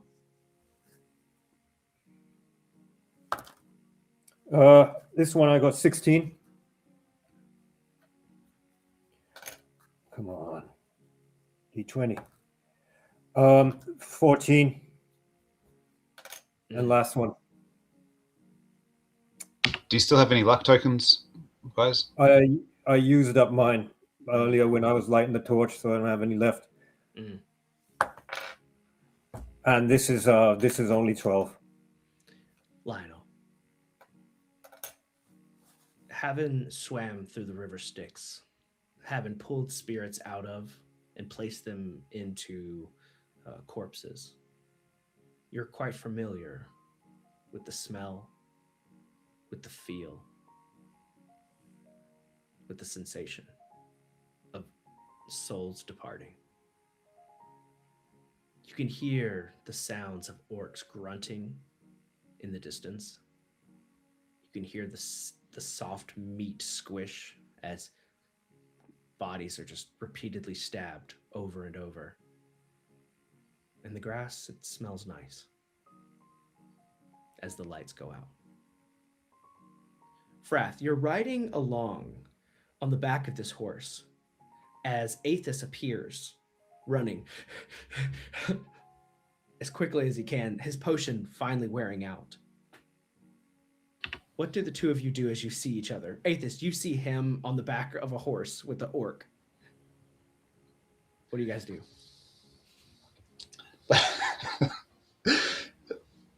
You can't do me Overland dirty like travel this. is I just would as have been. lethal as I anything. wouldn't have taken the straight path. I would have been. Oh yeah, you're ducking and diving, but you know he's really fast and like you see each other. What are you gonna do? Yeah. I look at him and keep running. I'm not going to attack them. You two, okay? So Mogar and Lionel, you guys were carrying some of the treasure, right? So Lionel had the hammers. No, he had I one thought we hammer sold them. and one in the gyms. I had gems and I had a hammer. Yeah. Okay. So you have the gem and the hammer, and Frath had the other hammer. Is that right? So the only treasure is one singular hammer.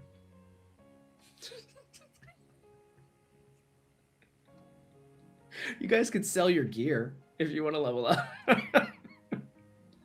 But you make it back to town brutalized. Aethys, do you want to go back? There is an orc there guarding over the the corpses of the fallen Sure, I'm going. teammates. Yeah, I'll go back. You're gonna go back. Yeah, 1v1. Alright. Why not? Okay, you turn around. Give me a stealth check. Let's see how far you can get towards him before he realizes you're after him. I'm using my luck token. Yeah. Yeah, I got a 4 to a 3. So Nice. Okay, so you guys are aware of each other, and he sees you come running towards him. He's like, "Oh yes, finally a battle!" I rolled a 17 plus nothing. What do you got? for initiative, Yeah. 14 plus nothing. Okay, so he's like, "Oh yes, a battle!" Ah! And he runs at you with this spear in hand. 8. That doesn't hit. I try to swing at you. You bring up your blade. You knock it to the side. I swing back. 5. I don't hit. Nice. You miss him completely. Ah! At least you have some gumption. At least you have some hair on your chest. The rest of your team is cowardly. They run. They hide. Ironic. Yeah, you're the one that ran the hit. Okay, and he's gonna attack you with an 11 to hit. Nope. He swings a spear up over the top. You miss Come out. on, man. It swings past you. 3. 3. You try to, as the spear goes past you, you try to bring the blade up. He catches it in his bare hand, and the flat side of the blade stops and slices his hand a little bit, and he rubs the blood. He goes to stab again. That's a hit. That is an 18 on the die. This could be it for you, buddy. 3 points of damage. I'm good. Oh, I thought maybe for sure you. Because I got 7 hit points back, so I'm back to full. Oh, you got 7? Yeah, you said 7 when you. Oh no, you're right. I rolled a d8 for you. You're right. That's Yeah. true. Yes. Okay. Yeah. He stabs into you for 3. All right. 12. 12 is a miss. He actually has a little leather shield in his description, so he brings up the buckler just in time. Your blade hits into it. He knocks it aside. You had your chance. 3 tries I let you at me. And that's all you're gonna get. And he drives his spear. 12 on the die. Yeah, that's a hit. Because I'm not using my shield. I could have said I was using my shield, but I'll take it. I mean, you have a shield. If you want to use it, you can. All right, But then it's a miss. yeah, Then it's because a miss. I think that as long as you haven't done any damage two-handed, it's canon. You can choose how you want to. Okay. Okay. Then I'm using. You bring your shield up just in time. You are a worthy opponent. Yeah, not that worthy. 6. But you lack skill with your blade, and it shows. 14 on the die. That's a hit, a hit. even with your shield. D6. How much damage? 4 points of damage. That's it. I'm Oh, out. bro, I respect your honesty with the die. Oh, that was brutal. 3s, 4s, 6s. Man. This orc stabs you. He begins to blow his war horn. I am the new ruler of Clan Shattered Skull. I have defeated all of my enemies. Everyone quakes before me. And with that, we had almost the TPK. Frath, death you have timers, an no. ally for 4 days. Frath makes it back. Still no treasure to be had. What, just half of the set I of the have hammers. my hammer. Yeah. That was absolutely brutal. The overland travel in this game is so hard. Because I have to roll 4 times. 2 for the day, 2 for the night. And it's going to hit a 1. It's just going to. So I know that the audience is like, Mike is the meanest DM there ever was. But I just play it as the dice fall, no matter what, the reactions. The amount of orcs or kobolds, it's all from the dice, because the book gives you guidance on how to handle these things. And yes, you can be a coward and reduce the numbers or change the reaction rolls, but then you take away from the enjoyment that the dungeon master gets to have, and you replace it with a false sense of security that the players get. And so what I do is I just embrace it completely. Whatever's in the book, I just say, I just take it as it comes. And sometimes the dice just don't line up with the heroes. This is actually our first deaths on the live stream, right? Yeah, I think so. No, Yeah. So Yeah. yeah, Shadowdark is a brutal game. But I think with that we are gonna have to draw to a close. It is the 15th in game, so Frath, you are the only person to survive, so you will have a little bit of time jail before you can begin your training. I don't know how much gold you have on you. Here's 200. I still have a bit left over from starting gold. Well, if you have 10 in total, you can begin your training, which I do. because you'll be able to sell the hammer, and then with a little bit of gold if you can get to 10. So guys, I want to say thank you for everybody for coming in, for tuning in, all of the super chats, all the donations. It adds to the story. It's been a really good time. I want to say thank you to the players for putting up with this brutal session and being honest with their dice rolls. Aethys, dude, that was pro play from Vic. When he could have just said, yeah, I got a natural 20. He played it how they fell. 3s, 4s, and 6s is just not enough.